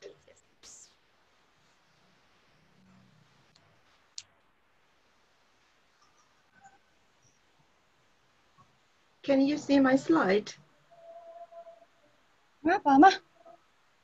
Hello, can you see my slide? Yes. Good. Okay, hi everyone. I'm Pipit Novita. Yes, first of all, I would like to thank you to the committee for the effort in organizing this conference. In this special occasion, I would like to present my study entitled What Makes Initial Teacher Education Effective? Exploring stakeholders' views on the quality of English teacher education in a private and state university in Indonesia. Recent studies and reports shows that the low quality of teachers in the majority parts of Indonesia contribute to the low achievements of students. As an example, despite its controversy, the low PISA results were one of the wake-up calls for Indonesia. PISA results show the positions of Indonesia in the bottom of the list for almost 2 decades. Besides math, science, and reading and achievement in other subjects, like English is also poor. Their result in 2019 ranked Indonesia 61 out of 100 countries and categorized as low proficiency level country. Actually, education has always become a priority for the Indonesian government. And as you know, one of the concrete steps is implementing teacher law to improve the quality of teachers. Teacher law requires teachers to achieve minimum of bachelor degrees followed by certification. The enactment of the teacher law in 2005 attracted a high enrollment in a teacher training because if you are satisfied, you will get incentive and a double salary. However, alongside that growth, the quality of its graduates is questionable due to some problem in a quality assurance in teacher education. Teachers are oversupplied. The problem lies in the distributions of teachers all over Indonesia and teacher quality. World Bank report in 2018 called this certification policy as Indonesia as double for nothing, because even though it significantly improved income satisfaction, but it led to no improvement in student outcome. As the teacher certification didn't improve student outcomes significantly, teacher education as an institution where teachers learn fundamental skills and knowledge are expected to be able to train better quality of teachers. However, the policies for assuring the quality of beginning teacher are quite problematic. First of all, there is no high stake entry requirement for entering teacher education. National entrance test only applies in state university, which covers a small numbers of institutions. As an example, from 405 English teacher educations, only 10% of them are state institutions, and the other 87% are private institutions. High reputable state and private university might employ selection process due to limited space, but there are many other private institutions which provide free service training without a tight selection process. So it means that the quality of teacher education is not the same from one institution into another. There has been a significant discrepancy. For instance, in English teacher education program, there are only 9% teacher education with high accreditations, or A. Around 62% of them are average, and 29% of them are with low accreditations. But every year, this teacher education, regardless of the differences in quality, keep on graduating teachers. And these teachers go to the teaching profession and teach the young children. How do we make sure that every year the quality of graduates from different quality of teacher education meet the expectations, while accreditation is only done once in every 5 years? There is an urgent need to address the problem regarding the quality of teacher education. The phenomena such as low teacher quality, lack of professional development, poor student achievement, and insignificant result of teacher certifications have increase the recognition that more attention needs to be paid to teacher education as the institution where future teachers learn the skills and knowledge to teach. Teacher education needs to keep updated with the latest demand and challenges, understand the missing gaps and different expectations of stakeholders, and what best practices to have good quality of teacher education. Several attempts have been made to evaluate the quality of teacher education across disciplines and countries. However, little published data is focusing on a similar way on the evaluation of the quality of teacher education, which involves 6 types of stakeholders and in one study, especially in Indonesia context. Furthermore, using mixed methods, this study will compare and contrast the findings from 2 types of institutions, the state and the private one. From each teacher education program, I'm taking the perspectives not only from the institutions such as the deans of faculty of education, head of English department, educators or lecturers, student teachers, but also teacher graduate as the output and their employers or principals as the user. So all their views are taken into account to get a balanced perspective. So my study aims to explore how stakeholders perceive the quality of pre-service English teacher education regarding the influential aspect, strengths, weaknesses, and possibilities for improvement. The quality concept in this study taken from the definition of quality of higher education in Indonesia context, which is fitness for purpose and respond to students' needs. What student teachers need is an effective program which ensures its graduates meet standard for what beginning teachers should know and be able to do. To investigate the problem, the study is guided by the conceptual framework which consists of the influential aspects informed from the literature. The study collected survey from 409 student teachers and conducted a 42 interview from 6 types of stakeholders in 2 universities. At the beginning of the data collection, the student teachers were surveyed regarding their views on the vision, coherence, and opportunities to enact practice. The survey was adopted from the existing survey from coherence and assignment study in teacher education. The survey is a valid measure and has been used to measure the quality of teacher education in several countries such as Finland, Norway, Chile, Cuba, and the USA. The study employed mixed methods explanatory sequential design.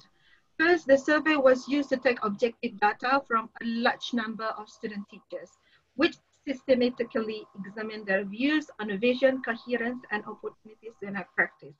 After that, the qualitative data was collected by interviewing the representative of student teachers to triangulate the data and elaborate on the findings.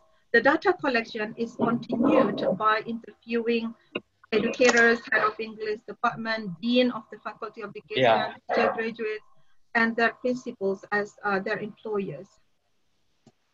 Descriptive statistics were used to quantify the number of students who are interested in the teaching professions. Independent sample teachers was operated to compare the means of survey investigating the vision, coherence, and opportunities to enact practice between the private and the state teacher education. The qualitative data was analyzed using thematic data analysis. Here are some initial findings. Recruitment process, motivation, and interest in teaching profession are the weakest point because no high-stake recruitment process and there is no specific subject tested or exploration of interest. Teacher education is not the main choice of majority of student candidates. Some of them choose it because they are not accepted in their desired faculty. Some students who choose teacher education as their first choice are the ones who have teacher role model from family or schools. And only 25.4% private university and 37% state university students have interest in teaching job. They look at teaching as an option, but not main priority of career choice. The second initial findings is inspiring educator is considered the best role model for students from more than 90% of students. At private university, which established 10 years ago, the educators are relatively younger. Most of them overseas graduates, which have innovative ideas and creative teaching methods. At State University, which is old and well-known university, the educators are relatively experienced seniors and the experts in their fields, and they become references at national levels. Curriculum of teacher education in both universities is quite problematic. In private university, the distribution of subjects about teaching are limited because they also provide subjects to accommodate students who don't want to become a teacher. Maybe they want to become translator, tour guide, etc. So they have a translation study, entrepreneurship, and tourism to accommodate students who don't want to become a teacher. Instead, university, because it's a religion-based university, faculty has some religion-based compulsory subjects such as Arabic language, Islamic studies. They also take some portion of the teaching knowledge subjects.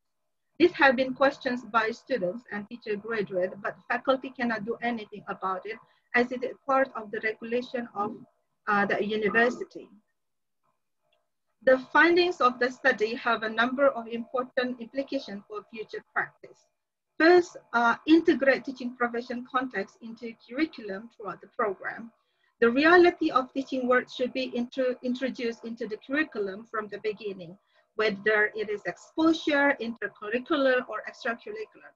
For example, teacher education can invite or have a session with good teacher during course, school visit, gathering, and discussion with alumni, or having a section in the campus website specifically about the current practice in schools or educations.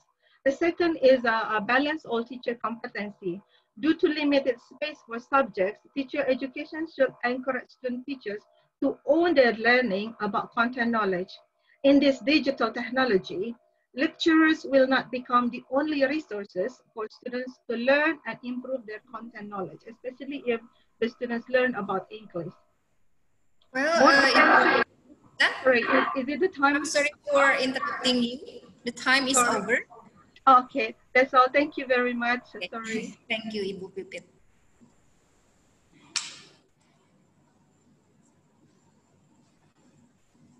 Well, next presenter will be Dr. Rustono Faradi M.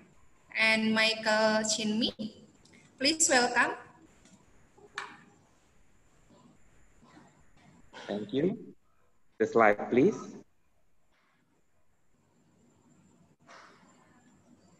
Ibu Pipit Nopita, can you stop screen? Yes. Okay, thank you.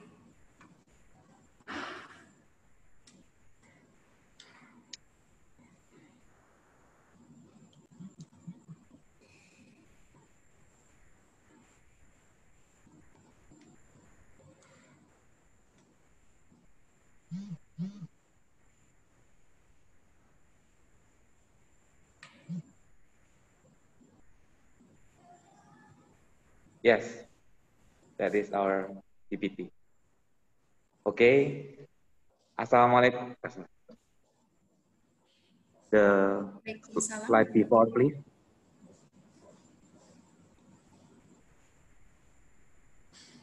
Oke, Assalamualaikum warahmatullahi wabarakatuh. Shalom, Om Swastiastu, Om Namo Buddhaya, greeting of kindness. Sorry for late join because right now I'm doing my role as judges at the final defense in my campus.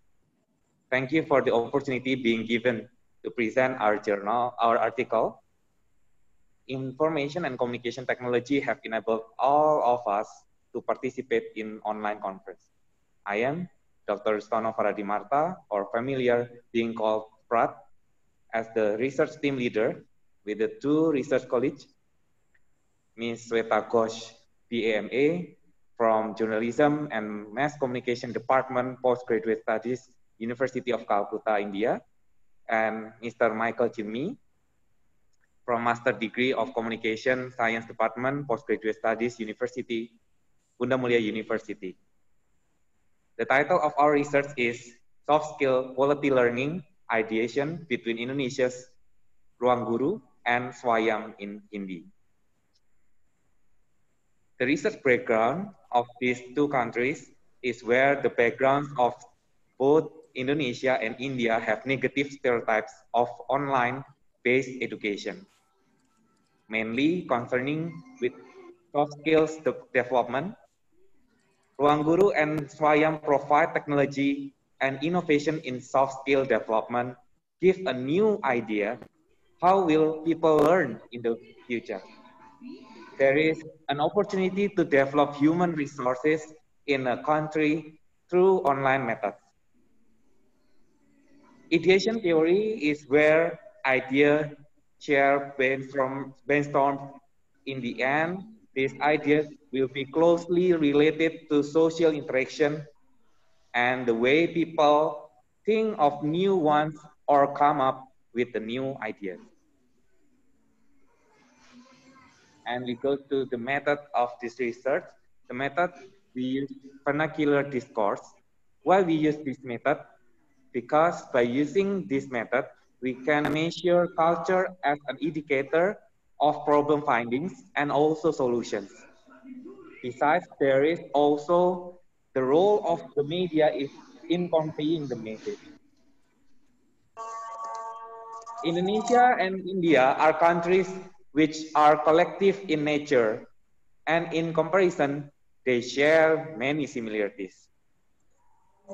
For the result and discussion will be presented by my partner, Mr. Michael Chenmi. Please, the time is yours. Okay, thank you, Bapak. Still.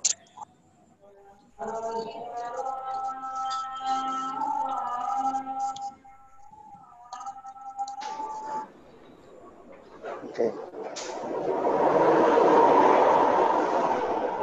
Okay, thank you for this occasion. Thank you for my colleagues, Mr. Frat.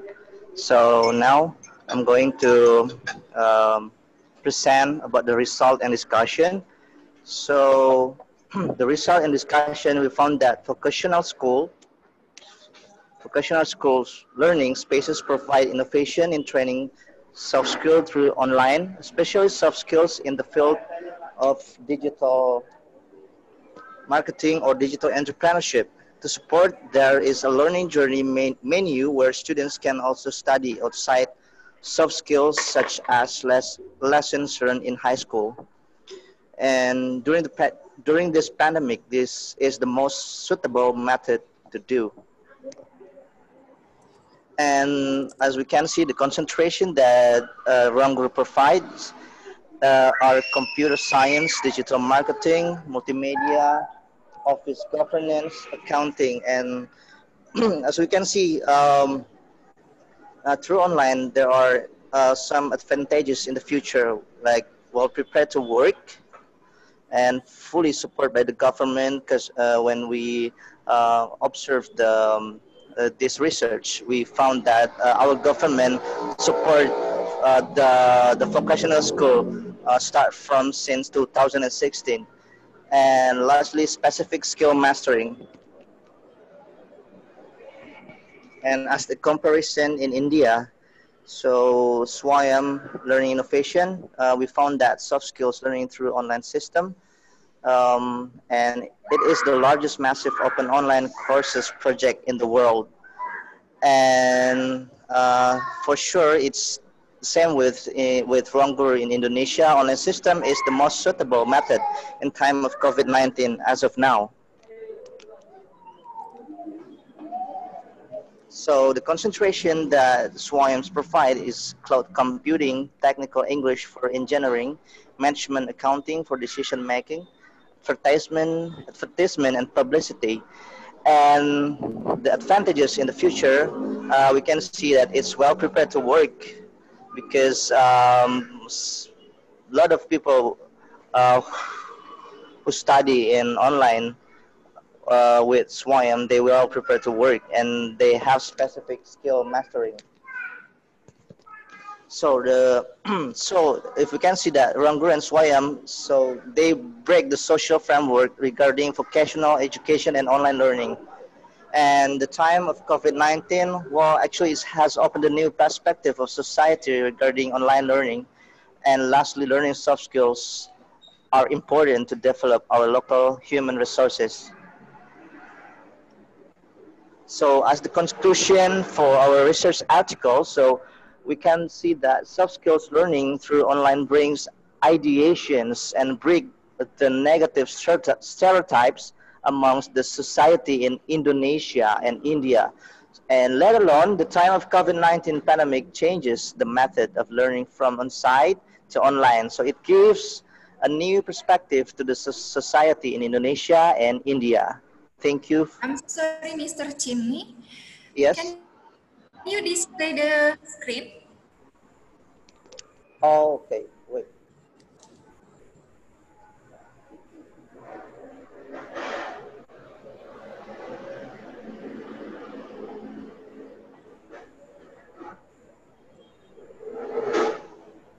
So, how is it now, ma'am? Okay, it's okay now. Good. Okay, so may I repeat the slides? Conclusions. Hello? Okay, so the conclusions, Yeah. well, soft skills learning through online brings ideations and break the negative stereotypes amongst the society in Indonesia and India, and let alone the time of COVID-19 pandemic changed the method of learning from on-site to online. So it gives a new perspective to the society in Indonesia and India. So thank you for the time. Assalamualaikum warahmatullahi wabarakatuh. Waalaikumsalam warahmatullahi wabarakatuh. Okay, well, is there any presenter who haven't presented the material for the topics? How about Ibu Dwi Astuti? Ibu Dwi Astuti, are you presenter? Actually, we wrote the article together, three of us. Oh, yes. Ibu Sri Handayani, Dwi Astuti, and Tri Eko. Tri Eko, okay. Yes. So, all of you are registered as presenter? Yes. Okay, thank you. Well, Ibu Susilawati, where is Ibu Susilawati? Yes, I'm here. Okay, are you presenter or audience? Audience. Audience, Because okay. How about I'm present in the Ibu morning. Fajar? Pardon? Pipis bentar ya. I'm present in the morning. Okay, thank you, Ibu. Well, how about Ibu Fajar Kurniasih? Have you present the topic, Ibu Fajar? Yeah? Can you hear my voice, Ibu Fajar? Okay. So I think the presentations for today has been finished. So yeah, we come to the questions and answer sessions. Well, questions and answer sessions will have 10 minutes and only for 3 questionnaires. Okay. Is there any questions, everybody?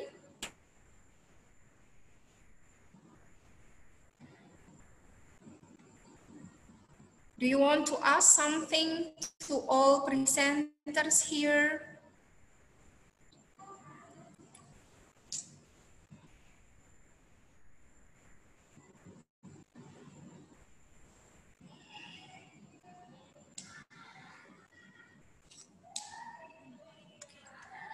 So, there isn't any questions? Yeah? Maybe the audience wanna ask something, Ibu Susilawati? Okay, thank you for your time. Please. Okay, I would like to ask to Mr. Chinmi. Mr. Chinmi, could you explain about the soft skill or the component of the soft skill that you use in your research? Because we cannot see your PPT before.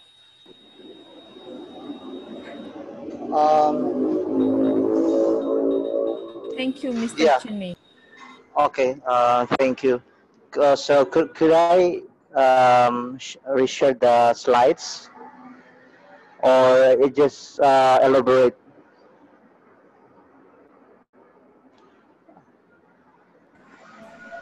Yes. Okay, so I just elaborate. So, wait, excuse me.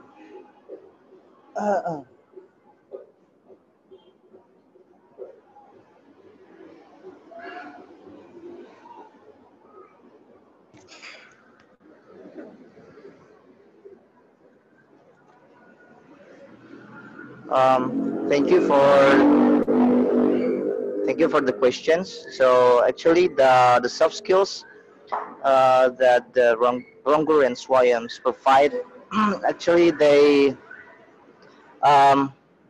basically it's specifically they are more focused on digital orientation. For example, like digital marketing and computer technology and cloud computing and communication. So they provide some skills that are suitable for the online systems. For example, like they don't provide like engineer like system like like civil architecture or design. So they are not provided like that. So it's more on communication or computer like that. Okay, thank you.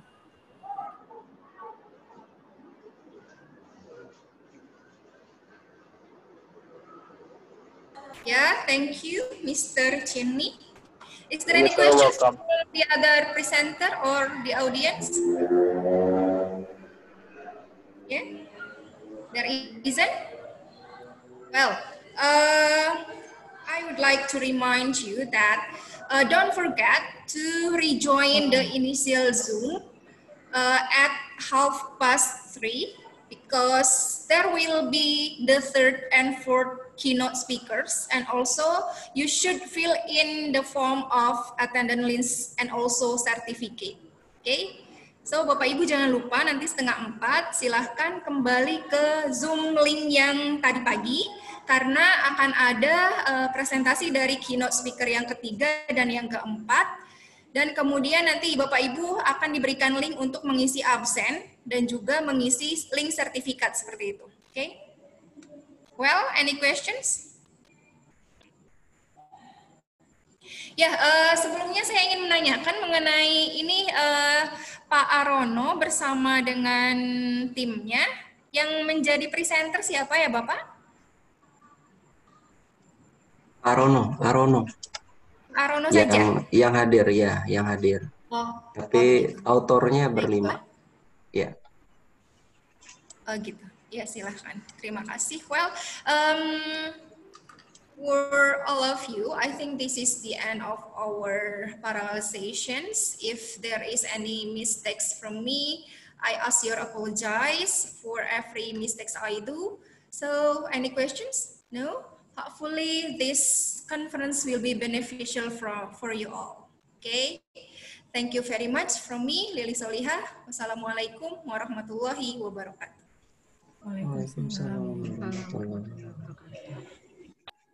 Okay, you may leave this room. Yes. And please rejoin the main room or the initial Zoom link. Ya, yang sebelumnya tadi pagi sudah diberikan. Oke.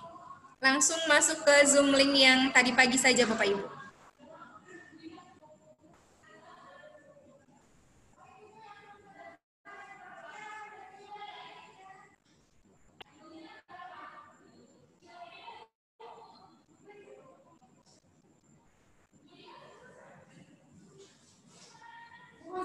Sudah baru selesai. Kenapa? Oh, udah selesai barusan ini udah bubar.